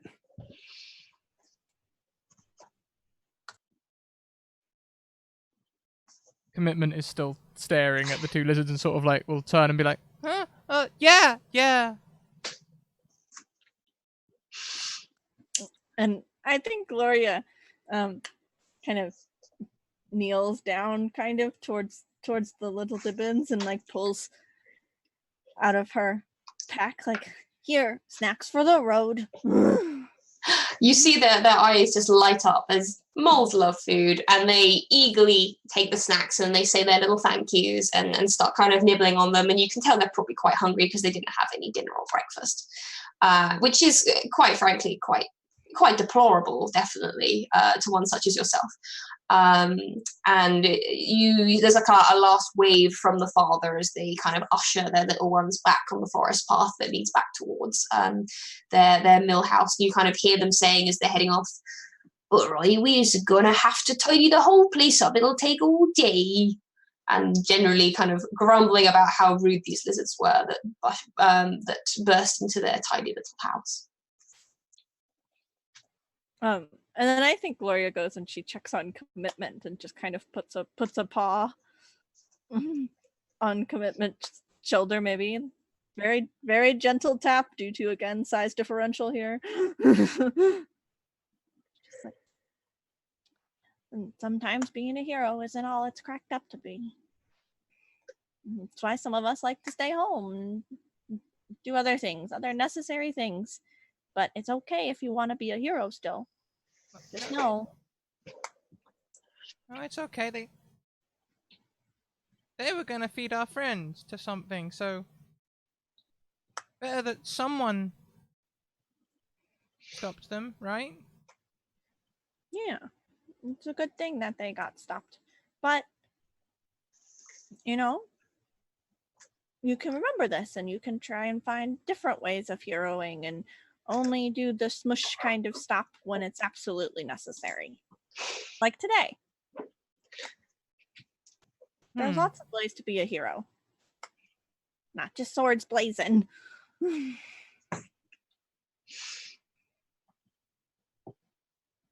Firm nod from Little Mouse.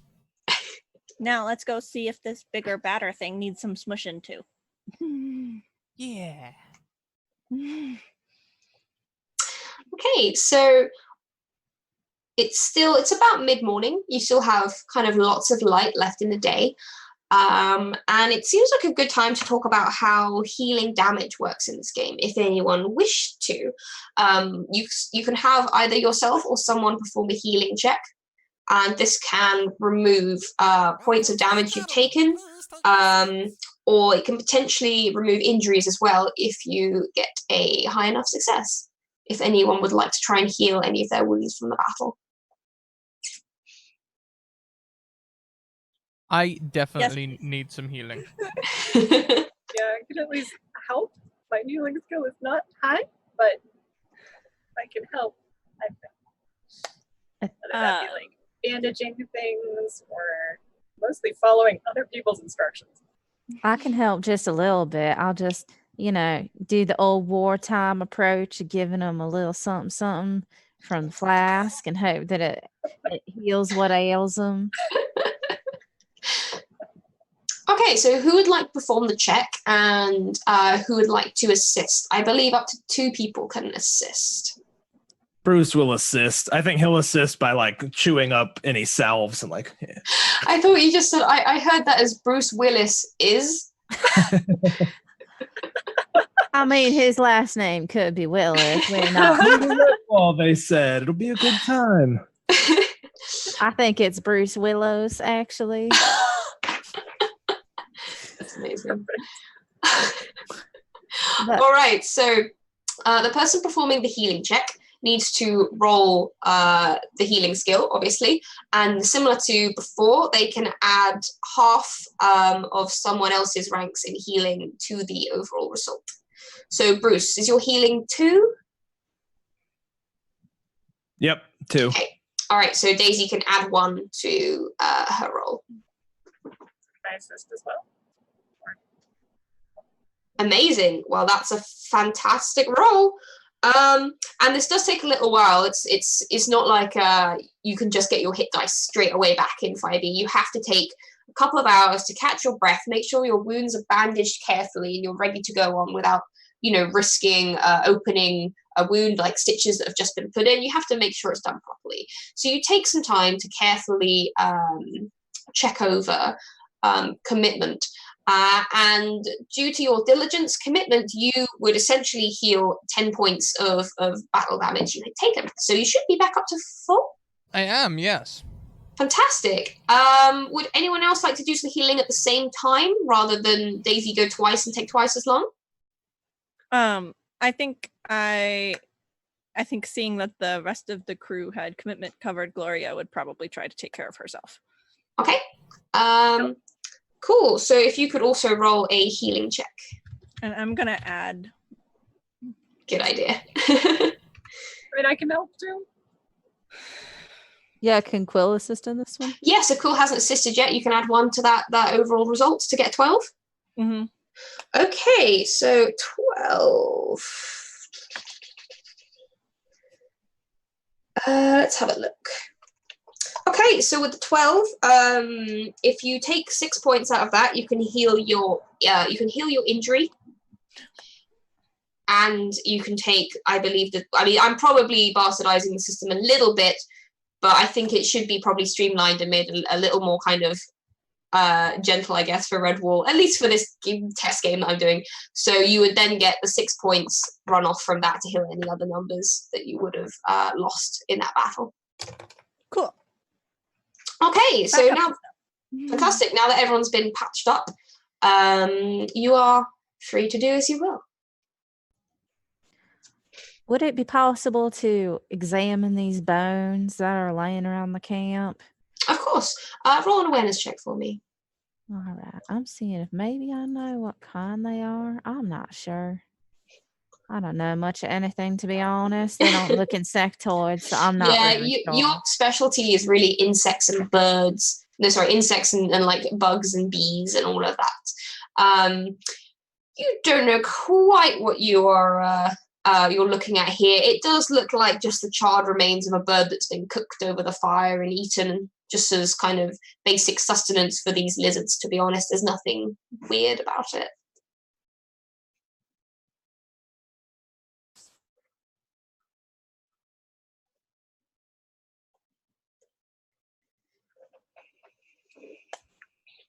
We see anything in the direction that the one that was kind of spooked and looking over his shoulder?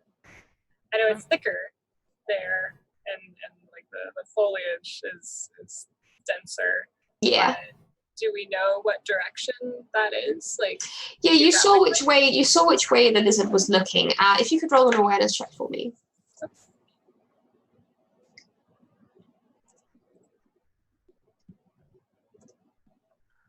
Wow. Nice. You are so aware right now.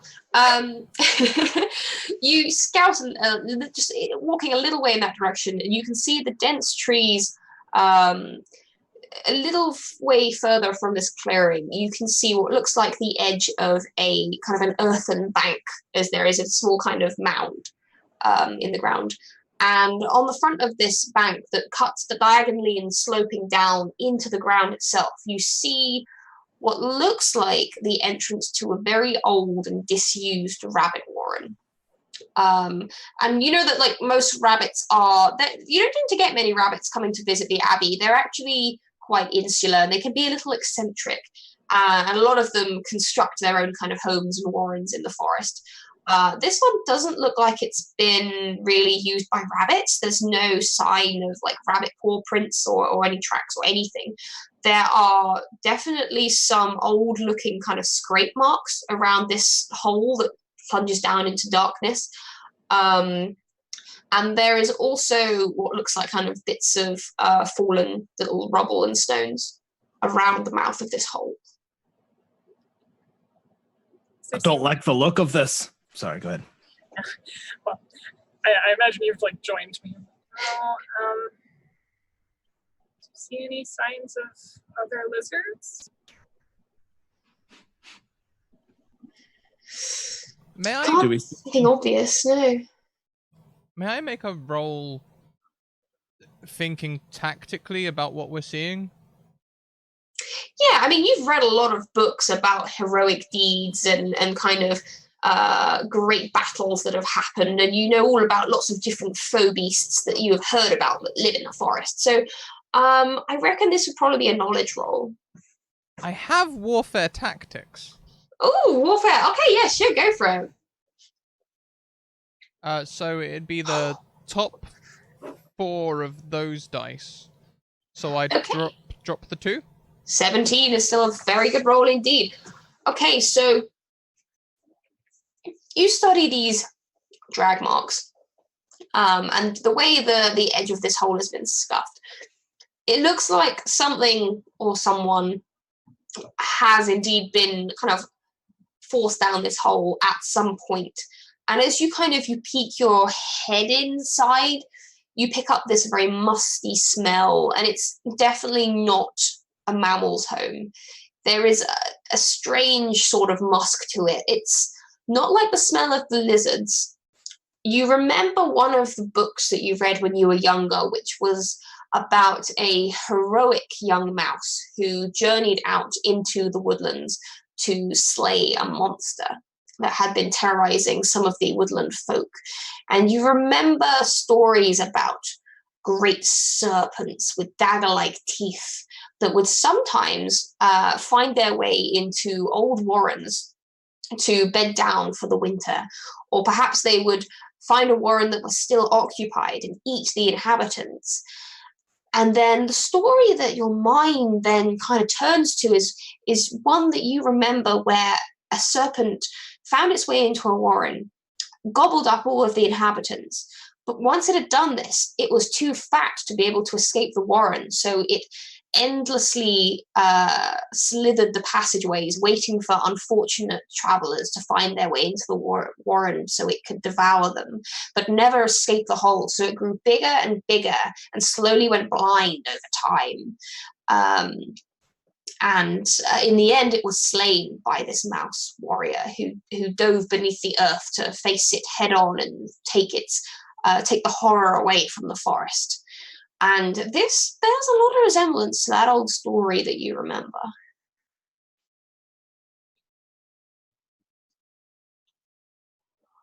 I will convey this to my team.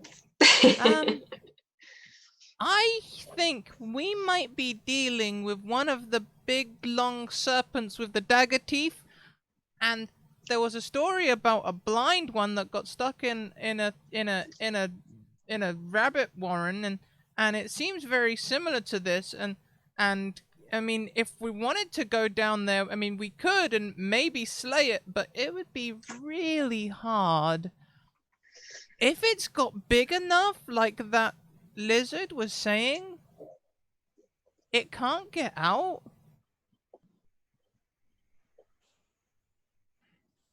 Why, are there So, other ways out?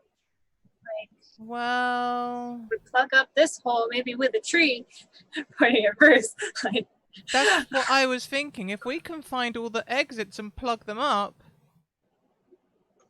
Aye, we could do that, but there's no guarantee that we find all the exits. And there seems to be a certain bit of influence on this part of the woods. Those lizards might not be the only ones working for it. I hate to say it, because I'm afraid too. But I think we've got to take care of it and be sure we've done the job right.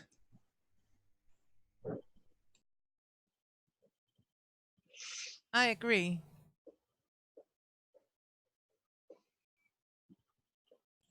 All right then. Probably want lots of long poles. I got Okay. my beekeeping staff. Could you make me some kind of staff, Bruce? Aye, I could indeed. It'd just be a quick second. I'll Not go find one it. as big as yours.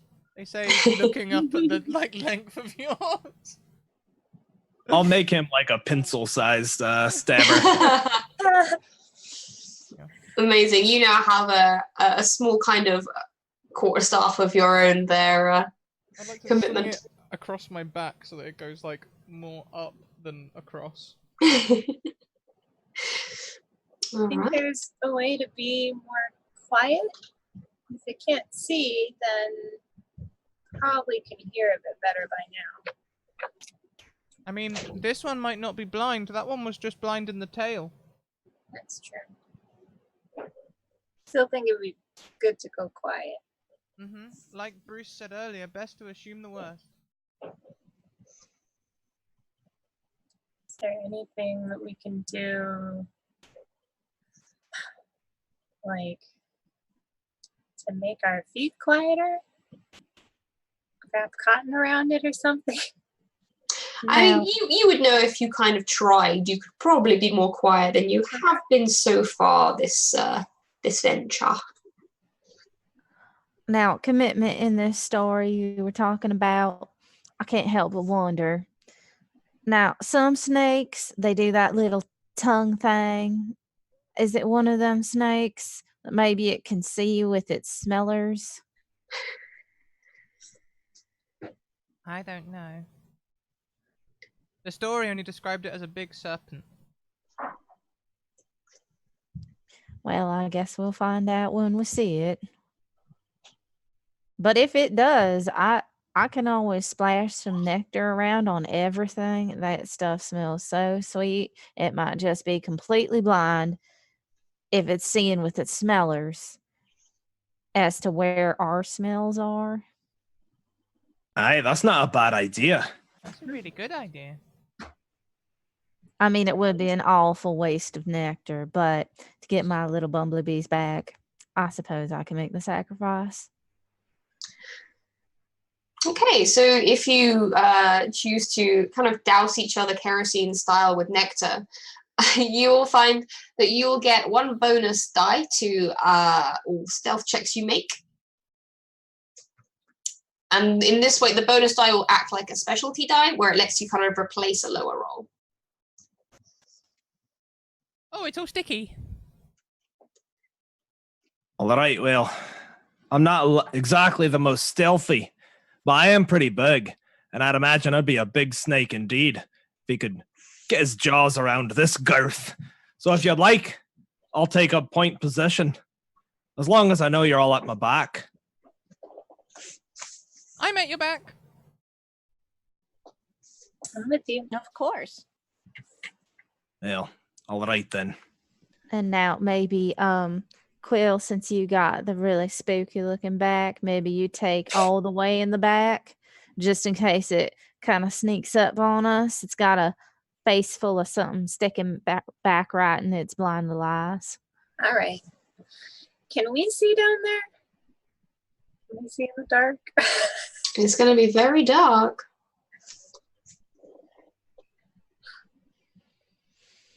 I guess we'll need lanterns. Well, we do have torches. Suppose we could light one. And Gloria would probably have like flint and stuff. Yeah, you would definitely have cook's matches. It is one of the cooking essentials. Yeah. Chef Mum OP. The strongest glass.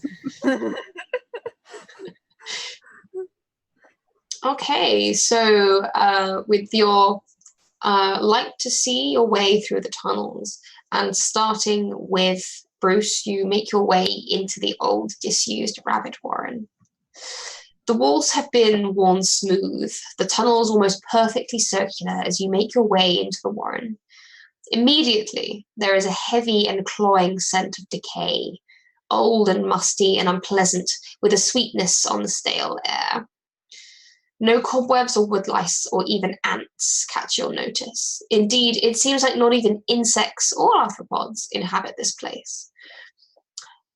As you are traveling through these passageways and tunnels, firstly, I would like everyone to make a stealth check, and then I would like everyone to make an awareness check.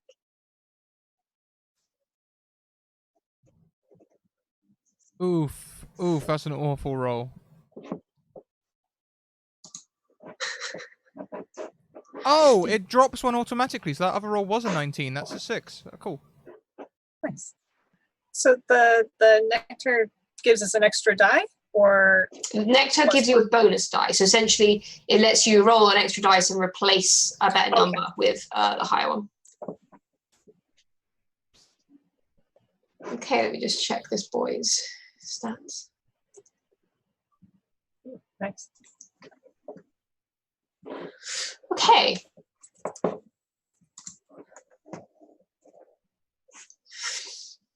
think Bruce's stealth was partially low because it's really hard to keep his tail from. It's true. It's a very floppy tail. And he's scared, so he shakes it in out of nervousness. Okay, and everyone's awareness checks. We've got a 7, we've got a 6. Has anyone else not rolled awareness yet? Oh wow, 14. Nice. Okay, Quill and Bruce. You, Bruce especially, as you're kind of, you're at the front, so you're able to see ahead. You can see what looks like just about from the light of your torch, maybe a T-junction ahead of you in the passageway. And then as you're watching, you see the wall seems to be moving, but no, it's not the wall, it's something filling the entire tunnel of the T-junction, just passing by, and you see these diamond patterns that are passing by the mouth of the tunnel in front, and slowly it starts to get thinner until the end of the tail just passes by, going up the other side of the tunnel. And you kind of hear this kind of sound as it kind of passes slowly by, and you watch as it kind of diminishes into another tunnel. I think Bruce would shrink into himself a little bit and be like, "Did you hear that? Did you see that? It was huge. All right. We have to continue." I think Gloria from behind them would just say, "Hey, buck up, boys. We know how to deal with some hungry creatures." She snaps her like frying pan. We're prepared. I just don't want to be the snack that fills him up. Even if we are, I'll go down swinging. I'll be stabbing left, right, and center. Aye. All right then. You've bolstered me. All right, so you reach the T-junction ahead. You saw the tail end of the serpent heading down the right-hand passageway. Which way would you like to go? There is a left and a right. I'll just turn right to follow it.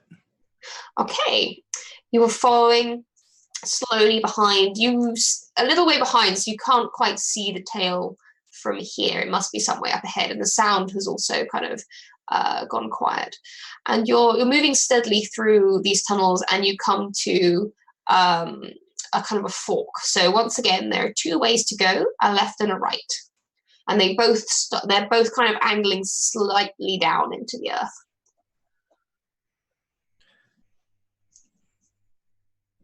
Do they seem different at all? Not really. They're both perfectly worn, smooth, and circular tunnels.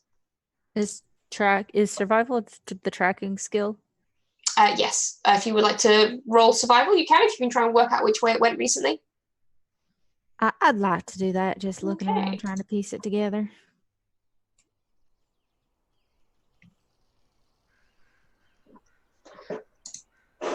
Sorry, what's the pop-up screen up? 15. Okay. You crouch down and you see that the most recent drag marks come from the right-hand passageway. I do believe it may have sneaky snaked off that way. Now you see these little grooves here that sort of telltale. They're not as deep over here. Probably some of the dirt's gone over them. So I say maybe if we go down this way, we might find what we're looking for. All right. Good looking out. We'll go that way. So you head down the left-hand passageway, and you're creeping slowly through the darkness. And Bruce, I would like you to make an awareness check for me, please. All right.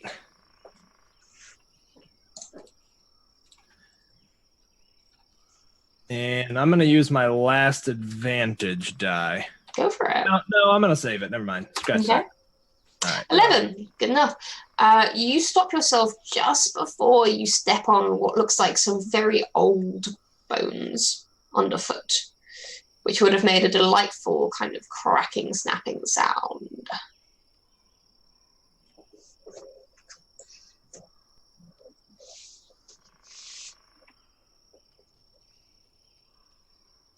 and he'll kind of try to move past them as nimbly as his big webbed feet on his massive body can. Okay, you spotted them, so you're able to kind of stay out of the way, and you let the others know, so you're all able to kind of move around them as you work your way through this tunnel.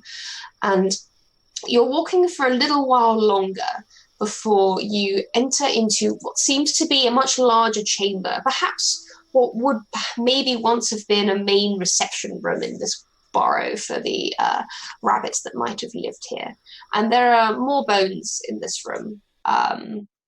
You can see them littered against the walls. They've been kind of pushed to the very edges. And you also see other kind of small bits and trinkets, like very old rags. And you see a glint of something in a pile of just what looks like dirt and rags and bones on one side of the room. I'll hold the torch and just... Daisy, look over there. Perhaps you want to go see what it is. I reckon I can scamper over there real quiet like. Okay, roll an awareness check for me.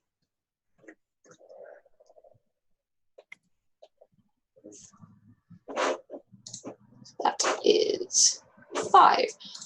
So you're kind of moving, kind of pouring through this detritus, and you do find the source of the glinting, and you find what looks to be the skeletal paw of, judging by the very gaudy kind of golden rings inset with dusty gems and kind of heavy jewelry, it looks like the paw of perhaps what used to be a sea rat, or one of the other brigands that loves to revel in gold and treasure that sometimes make their way inland up the river waterways. However, as you're doing this, you disturb the pile, and there is a clank as some very beaten up armor clashes against one of the kind of stones around the edge of this space and tumbles to the floor. And there are a few moments of quiet before you start to hear that slow dragging rumble again. And then as you're kind of looking around the space,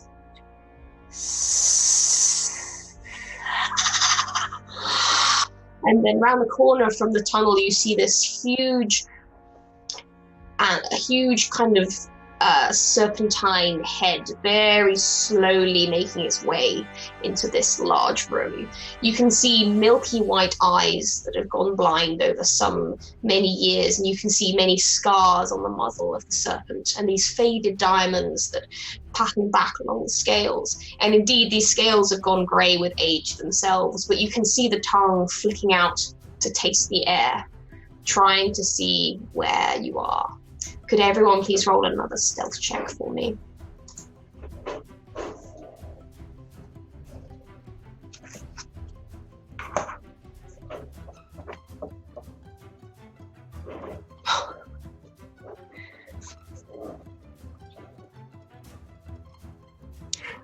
Okay. So, Gloria, what is your total? I was trying to... 6. Okay.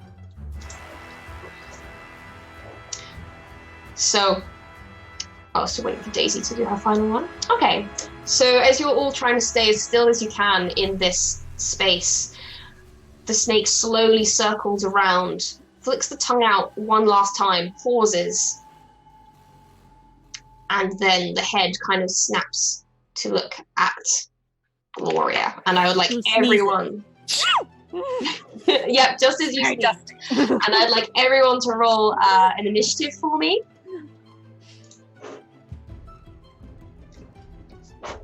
Agility, right? Yes, it's just a straight agility check. Thank you for asking, because I didn't remember. I was just staring right at that screen and thinking, I hope this is the right one. And I have a floof with me now. Ruh-roh. Now that just makes me miss my own little place. Aww. Quill also gets a 16. Nice. Amazing. So 2 16s. We have a 10 for Daisy. 9 for Gloria and Bruce.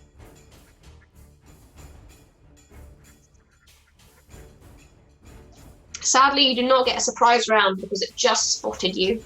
Just about. So next up, the battlefield, as it were, is a very large, high-ceilinged chamber deep underground. In this room, you have various small bones littering the floor. You have piles of rags and some glinting pieces of jewelry scattered around. You are all still slathered in nectar, worth pointing out. The serpent's body is still filling one of the exit paths out of here. However, there are 2 other exits, the one you came through and another one on the other side of the space. Other than that, it's a fairly barren space without much at the moment that you can see. So, first up is commitment. The serpent has snapped round and its attention is fixed on Gloria. What kind of range is it in? You could take a lesser action to move and a lesser action to attack. I will definitely do that. Hildy wants all my food. Roll your attack. Get off my food. I will take the lesser action to attack, and then I will run across. And now that I know I can roll fencing and it drops all the d6 and everything for me, I'll just do that. Okay. 10 hit? A 10 will hit. Let me just find my correct thingamabob.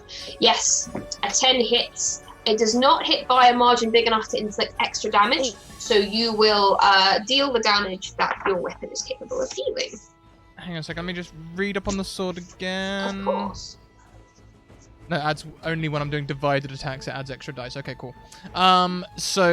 Yes. I would just 1 level, right? So 4 damage? 4 damage. Okay. So you slice into the body of this serpent, and Martin the warrior's sword kind of glints in your paws as you do so, and you see that a little bit of this damage is soaked by these thick scales that cover the exterior of the beast, but not all of it. Most of this damage has gone through as you carve a deep gash into the side of this serpent. Next up is Quill.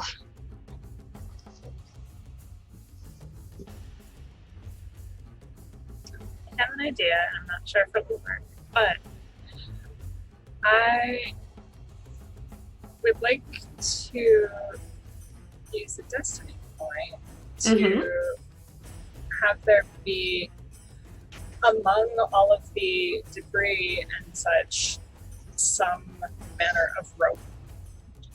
Okay, so yeah, if you spend that destiny point, as you're searching around feverishly, you see that on the old sea rat's body, all the bones that remain, there was some coiled up hempen rope that must have been from his sea rat days, and it still looks like it's holding together enough to be used for something. That's a free action to use a destiny point, by the way. Cool. I'm trying to, honestly, Bruce, and if we can tie its mouth shut, then it can't at least bite us or swallow us. So, can you help me with that? You're probably a whole lot stronger than me. All right, I'll help how I can. Okay.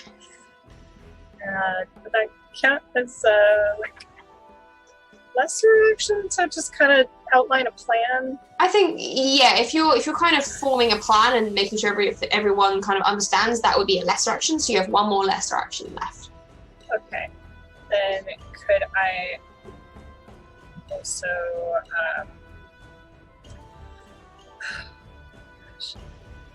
I guess start moving in the direction like where I could take like one end of the rope and just dart across so that you can at least get it started. Yeah, I'll say that. So you dash over to where you see the rope and you kind of hold onto one end, toss the rest so it will go fly to the other side of the room. Okay, yeah, absolutely, you can do that. Daisy, it's your turn.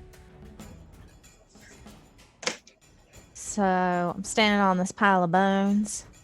I think I'm just gonna start throwing some of the sharp bones at it. Make some sort of attack type deal with an improvised bone chucking. All right, yeah, so this will be an agility-based attack. So what you need to do for me is roll, you're throwing it, so this is technically going to be a marksmanship roll. And then the damage will be agility-based.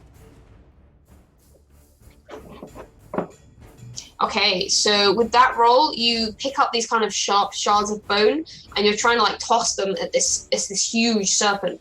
However, it seems like they're not quite getting through the scales as they just about bounce off the hide of this enormous creature. Okay, and you move to get over there. So next up is Bruce. All right, Bruce is gonna try to participate in the other half of this plan. So I would like to spend a destiny point to find a thick root poking through the wood near Bruce, and he's going to chomp one end of it off and then scamper over to the bit of rope that Quill threw and tie one end to this. Okay, yeah, you have made this this hunk of root that you've chewed off. You have tied this portion of rope around it, and you still have one. I'm still going to have to say you have one lesser action. Okay. Well, I think he's basically just going to say, now throw the other end to me once it passes over. What he's trying to do is, if this is the rope and the snake is here, he's tied the root, get the other end thrown over, tie it to the root, and then he's going to twist the root like really tight to put tension on it. Does that make sense? Yes. No, that does make sense. Yeah. All right. So he yells to Quill to now throw the other piece over once the serpent is over it, and that'll be it. Gloria, the snake's attention currently is still on you. It's your turn. So you said that there's kind of bones scattered all over the place, right?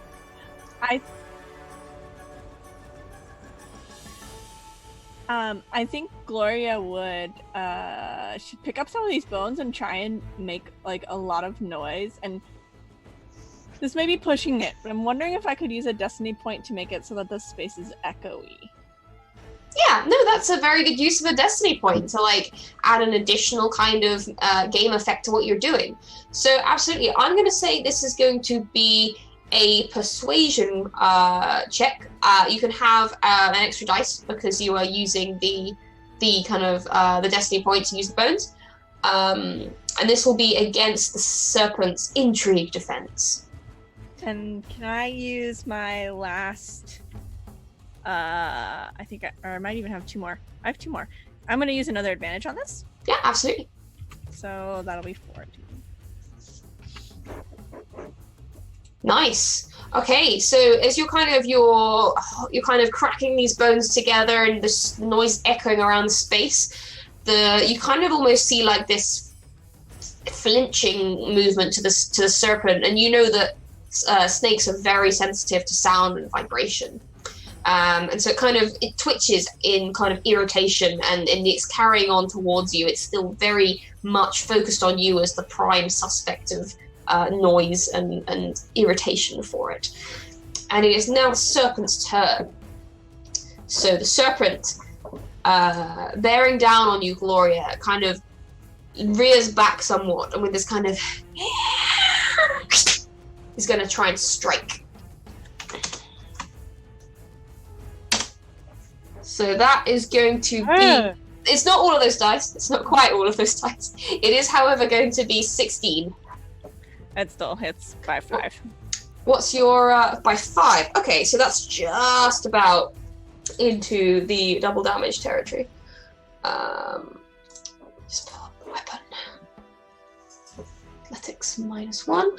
Okay, so that is going to deal a total of 8 damage to you, -2 for your soft armor, as you feel it, these kind of fangs sink into kind of your side as these teeth kind of latch onto you, and you feel this slight drowsiness starting to kind of creep into your senses. And we are back up to... Actually, no, the snake gets another action because it's a big boy. The coils start to kind of shift and thrash around the space. And who is closest to it at the moment? I'm just going to roll a dice to see. I think it's between Commitment and Bruce. I was also on the bones, so if it went to the bones, it might be me. Okay, well, you were throwing projectiles at it, so I think it's still between Commitment and Commitment and Bruce. I'm going to say Bruce is 1, Commitment is 2. Let's go for Bruce. All right, so Bruce. This is going to be a normal fighting roll. Does not have proficiency in this. Does a 12 hit you, Bruce? Yes. I think my defense is only an 8. Okay, so you're going to take 4 points of damage. If you have any armor, you'll be able to negate some of it. I have armor 1, so I'll take 3 damage. Yes, as one of these coils just kind of slams into you. It wasn't like a hard enough hit, so you're knocked prone. So you're okay. You're still standing. All right. Okay. I think he'll just About right, and we are back up to the top of the round with Commitment. The coils are thrashing. You can see that it's bitten Gloria. No. I'll rush over to Gloria and I'm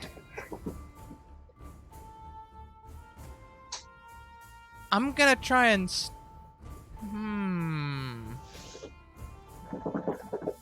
Can I make a divided attack on one creature? Because it's really big. So could I I'm gonna say you can. Yeah. Maybe attack both of its eyes? Divided attack, one per eye? Yeah, I'm gonna say that's why the divided attack is gonna fly, because you can essentially do these quite like nasty hits. So if you just roll your divided attack as normal.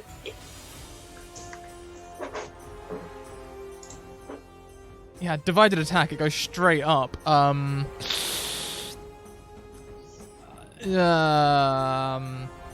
what we've got there. It doesn't have to be exactly in half. You can split the pool however you'd like.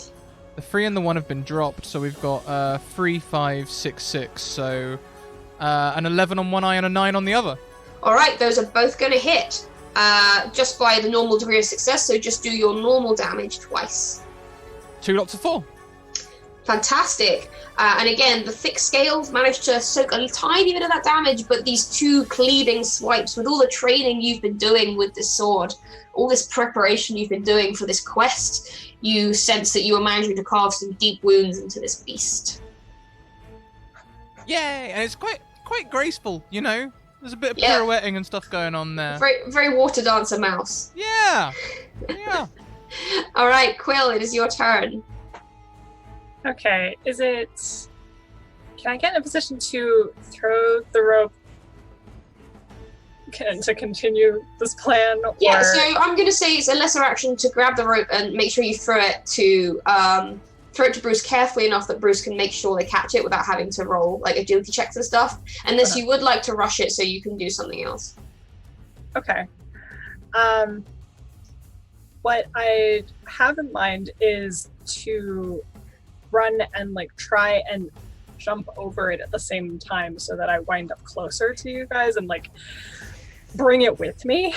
Okay, Hedgehog Monk. That is going to be an agility check. Okay.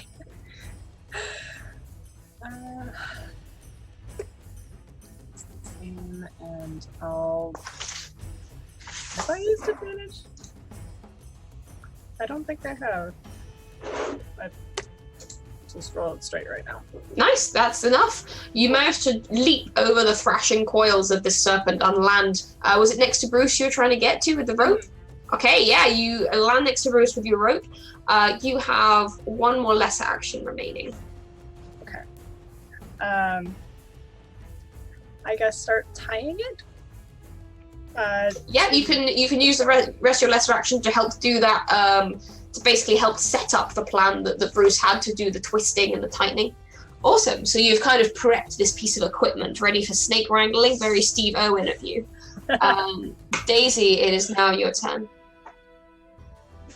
So now, seeing what everybody's doing with all of this tying up, I reckon it would be most advantageous if I rush up and try to sort of grapple that big old mouth shut and make sure it stays closed while they're trying to tie it around. Fantastic. So despite being rather frightened, I'm going to use some advantage to try to Amazing. And this is going to be a contested athletics check. So the serpent is also going to roll to try and thrash and keep you off.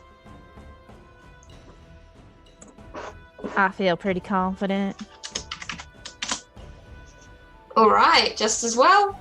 Yes, you managed. This very small honey possum is holding shut the jaws of this enormous adder as it thrashes, and it struck Gloria, and it just started pulling back, and you leaped on it, snapped these jaws shut, and held them tightly closed, as stiff as you could. It's all in wrapping the tail around, really. Yeah, you've got your tail wrapped around it as well, for sure. Okay, I'm going to say if you want to keep the mouth shut until Bruce can get the thing around the jaws, you're going to have to spend the rest of your action, like, holding it. I do. Well, it's handy because it is Bruce up next. All right, I think he'll sort of hand the other side of it to Quill and just be like, all right, help me, and just start twisting it. So they're like spinning it so the rope is getting taut. Okay, so I'm going to have you roll an athletics check. The serpent is going to roll again, but it's going to roll... it's got a drawback because it's being held shut, so it's going to get minus dice. Okay, and I am going to spend my last advantage now. Nice. So I think my athletics is 3, so I'll roll 4. Yeah. Oh, it's a tie. I'm not sure what to do in the case of tie. I'm going to say this is going to be like, it's going to be like 5e rules. It's going to be if it meets, it beats. So you barely manage to start tightening this device around the mouth of the serpent, and you're twisting and you're twisting and you're keeping it closed. And essentially what you've done is you have nullified its bite weapon for its next turn. Nice. I think his tail will be like slapping the ground. Yeah. Like, ah!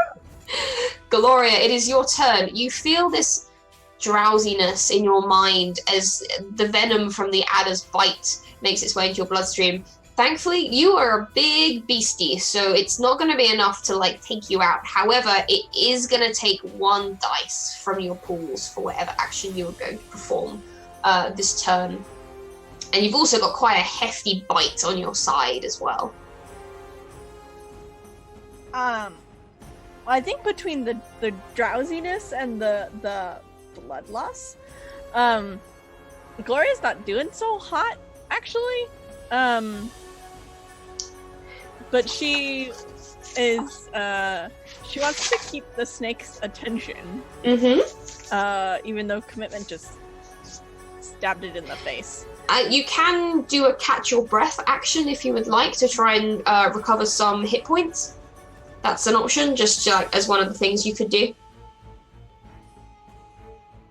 But then you run the risk of its attention being less focused on you. Yeah, no, she wants to keep its attention, so she'd probably start, like, yelling at it and, like, making this noise, and then try and thwack it on the head with her frying pan. Alright, make a frying pan attack for me. I think I gave you a specialty in improvised weapons as well, because I love this. So to roll that... okay. So you want to roll your fighting stat, plus however many ranks in improvised weapons you have. And that's like what you would sub in for better dice. Okay, so it would just be athletics, and you've got I think you've got a fighting stat. Oh, my fighting stat. Okay, and then you gave me 2 extra dice for the improvised weapons. Yeah. So, too much scrolling. Not enough. 4. Okay.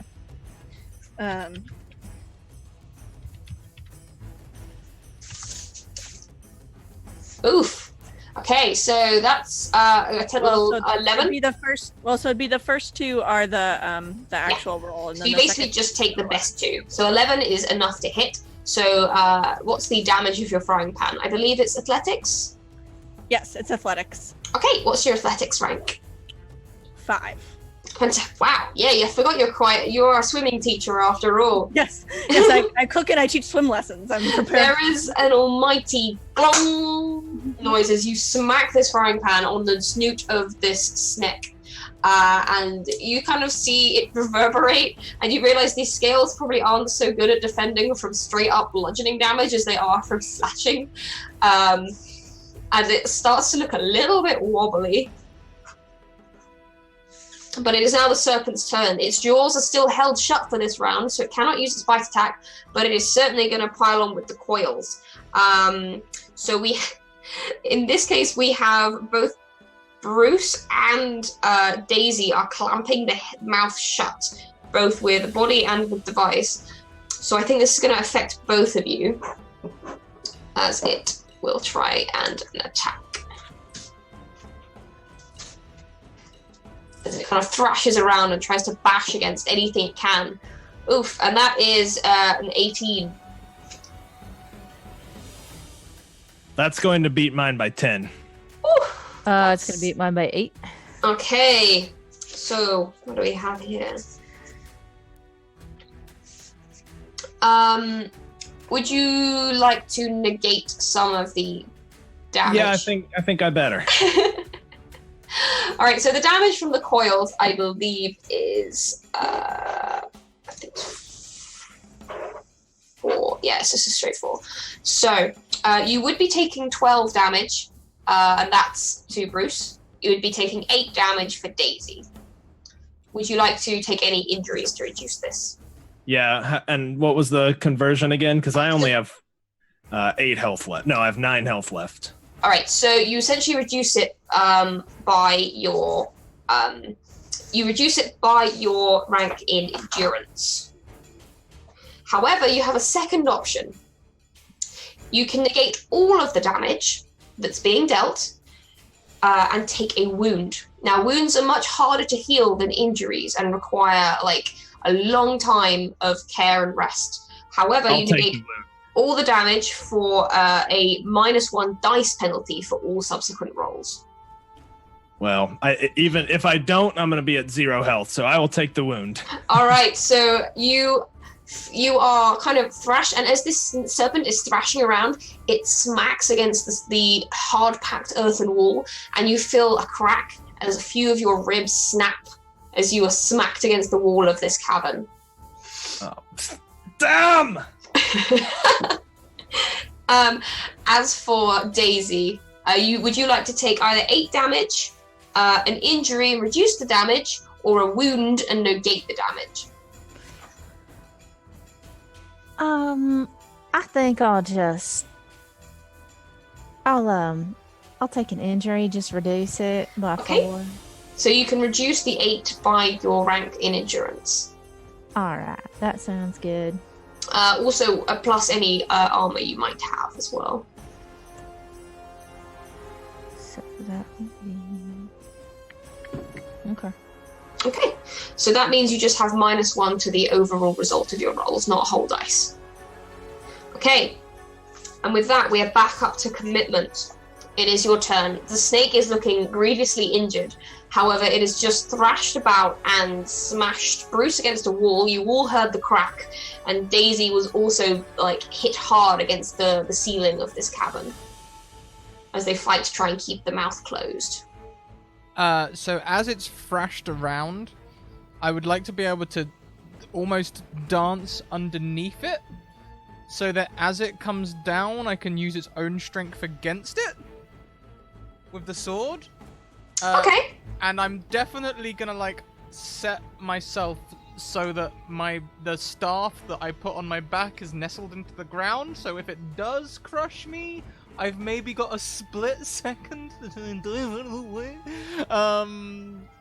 Okay, so would you like to spend? Are you saying you would like to spend a destiny point to make it so that? Because it's essentially, if you're trying to angle it this way, so you use its own momentum against it, I will let you spend a destiny point to add an extra dice to your attack roll to try and improve that margin. 1,000 times yes. All right. Roll your attack. I'll add an extra dice. I I won't be able to split this one. Do I just add an extra bonus dice like a speciality dice or an extra dice? No, like this is going to be a straight dice because destiny points are a bit better than that. Okay, so I'll up fighting for a second then. Mm-hmm.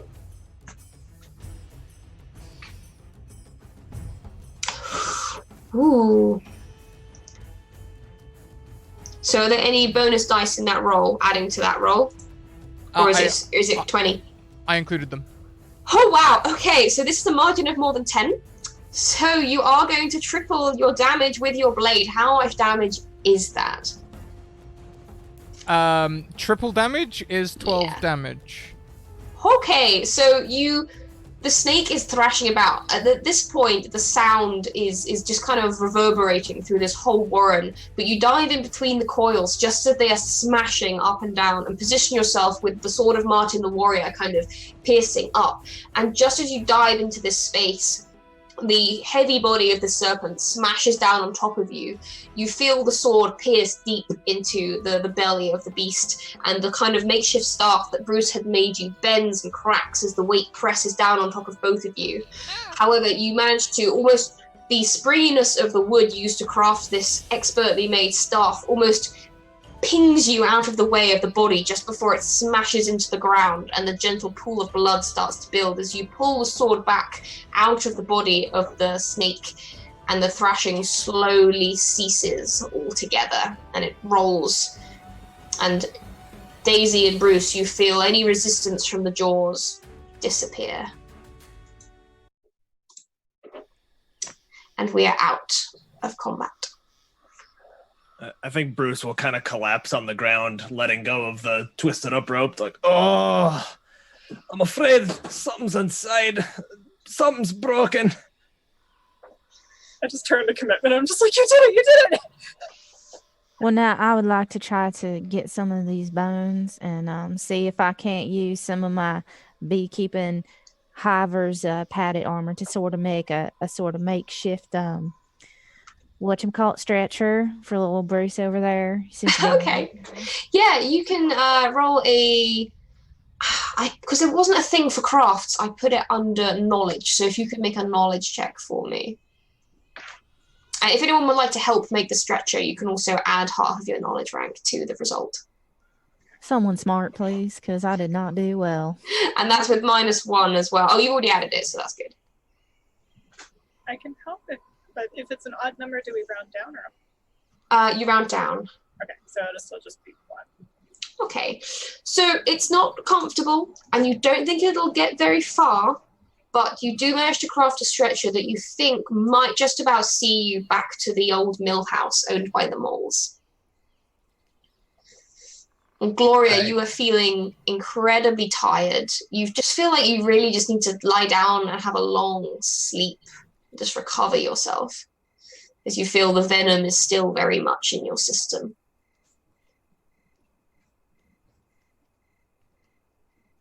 With her cooking related, would she know of any like herbs or whatever you would find in the woods to like help with that?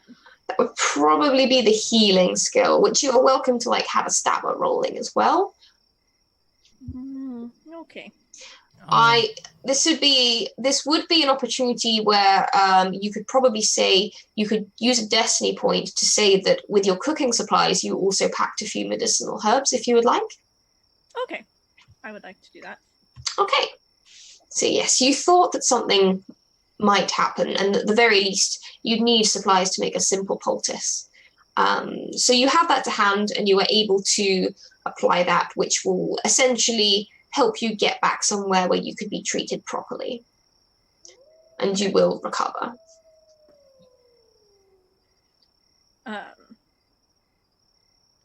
Yeah, so she would just be like kind of out of it, I think, at this point.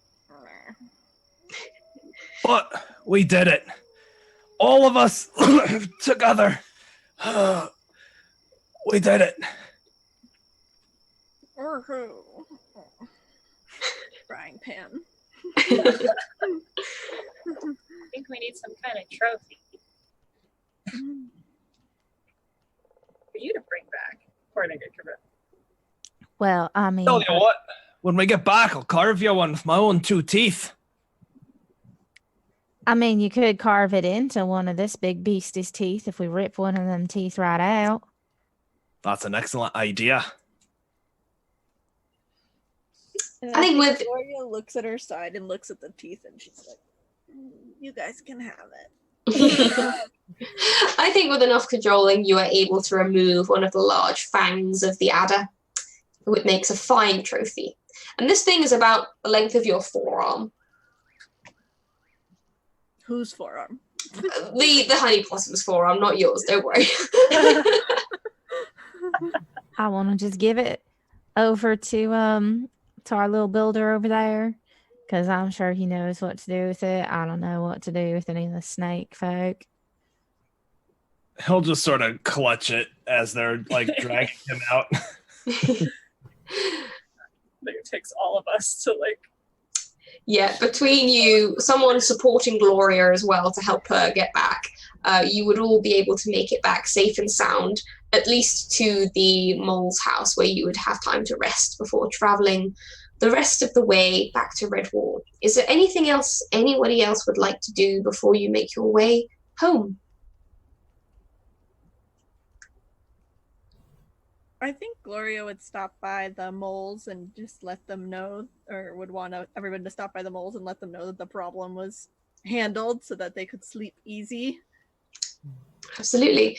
And they are incredibly grateful for what you did, whilst not really quite understanding, because they didn't really know there was a snake there to start with. They were pretty oblivious and living in very much their own kind of sphere of existence. But they are nonetheless extremely grateful, and they offered to make you all a slap-up meal of turnip and tater and beetroot deeper and ever pie as you bed down for the night in the mole's home before you make the rest of your way back to Redwall. And indeed, when you do return, you have quite some stories to tell. Commitment especially has been able to enter their own little legend of the slayer of the great serpent beast of the forest, and a story I'm sure that they enjoy telling everyone many times. They would also hide the sword somewhere and round on the blacksmith's apprentice and actually make him do some work quite quickly. Indeed, and you find that a few nights after you have returned to Redwall, when you maybe return to check on where you hid the sword, you find it seems to have disappeared. Mm-hmm. And initially you are very anxious about this, and you're worried that you've lost something incredibly precious, not just to you, but to other members of the Abbey. But that night you dream, and in that dream you see a young mouse warrior clad in beautiful shining armor with a sword with a incredible red ruby in the pommel. And he smiles at you and says, "Commitment. Thank you for looking after my blade for me. It seems to have suited you well. I look forward to seeing what else you do with it in times when the Abbey is in peril." And then he fades, and you return to sleep. And that is where we are going to end for tonight, I think. I hope everyone had fun. So much fun. This was amazing. Cool, I loved it. Yeah, it really felt like Redwall. It really felt like Redwall. Amazing. It was a beautiful change to play someone wholesome. Okay, so we have run right up to time. So just I'm sorry about that. That's okay. Just a quick wrap for this group. Just let us know who you are, where we can find you online, and all the good things that you do. I know Holly. I know you need to run, so we'll start with Holly. Hi, I'm Holly. I'm Sigophilia. You can find me here Tuesdays and Thursdays, and I'm also on Twitter. It was so much fun. I loved everything. I loved how wholesome everybody was, and my favorite moment had to have probably been pretty much everything that our Beaver brother did. It was just like tops. And thank you all, chat, for being so supportive today. It was amazing. It was great to see so many people in here. And I'm going to dip, so bye. Bye. See you later. Thank you. And then we can carry on anti-clockwise around the screen, in fact. So we'll go to Kelly next. Oh, hey, Kelly. Hello. I'm Kelly, a Kelly Lane on Twitter. You can find me here Mondays at 10:30 EST, Wednesdays at 7 EST, doing mental math in my head, time zones. You can also find me next Saturday for the season finale of Go West on Wandering DM at 1 EST. You can find me on Scrat's Patreon writing articles. You can find me on DM's Guild editing for things like Uncaged Volume 2 out July 2nd. And some other projects that are slowly getting announced that I'm writing for. That's me. Okay, I did it. Thank you, Kelly. Next around, we have Castle Mac Steven. All right, thank you. That was super fun. My only regret is I didn't make enough beaver puns. So you can find me at Castle Mac on Twitch. Sundays we're playing a game called Orpheus, which is really spooky about people who, it's basically X-Files meets I don't know, lots of ghosts. It's really spooky with lots of ghosts. Tuesday night we play Ghost of Saltmarsh, and we play Star Trek every other Friday. So that's that channel. On Twitter I'm Castle Mac Steven, and that's it. Always happy to chit chat about RPGs. Fantastic and wonderful having you.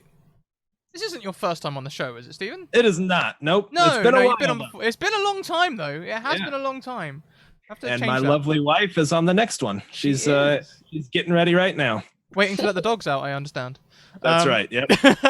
Next around we have Julie, Jake Ravart. Hello, I'm Jay Gravart. I do art and cosplay, and I'm recently very, very busy, so I just play a lot of video games. I'm here on Mondays at 7 for Doors of Daenerys, which is super wholesome, and I love it. And occasionally here for Academy Days, so that's always fun. I don't do much else. I occasionally stream, like, very vague games, so that happens. But it is wonderful when you do. I love watching your thought process. And thank you very much to Dennis A1312 for the sub with Twitch Prime. If you have Twitch Prime, if you have Amazon Prime, you can link it to your Twitch Prime and you have a free sub to gift. Not necessarily here, to any channel you like. Last but most certainly not least, our wonderful DM, Rachel. Hey, yeah, it is I. I am Rachel. You can find me on the Twitters. I am at Tallinier. And I do quite a bit of art stuff on there, I guess. I'll be opening commissions sometime at the start of next week, which will be fun. So if you're interested in commissioning any art to do with tabletop game stuff, or just maybe your OC, that's totally cool. And I'll be probably opening those on Monday or Tuesday. I had a lot of fun tonight. This was kind of a trial run for me because I've basically been exploring different ways to make the Redwall setting work for tabletop role-playing. I considered doing it in 5e, but the low fantasy nature of Redwall made me think, hey, I'll try the A Song of Ice and Fire RPG and see how that works out. And it seemed to be pretty good. I quite liked how it played. Don't know what you guys thought. I totally agree, actually. I thought it was really, really good. Yes, it really seemed to suit like the subject matter, so I might kind of carry on, and there's lots of things I'd like to tweak and maybe add additional like mechanics and stuff that would suit the setting. But yeah, I had a ton of fun. It was just really great playing in this world and kind of bringing it to life with all you guys. So thank you so much for joining in and having some fun together tonight. Yeah. Thank you. That was fun. Yeah. Well, Awesome. everyone. I won't do a big intro. I'll just get my bot to post all my links. I'll shout out my sponsors, Bird in the Storm Publishing and Mage Hand Press. Check them out. They make this all possible. I've put 20 minutes on the clock, so we'll be back in 20 minutes with City of Skulls by Mackenzie Lane, who I know is hanging out in chat. We'll be back in around 20 minutes. Thank you very much, and we'll see you in a bit. Bye. Bye.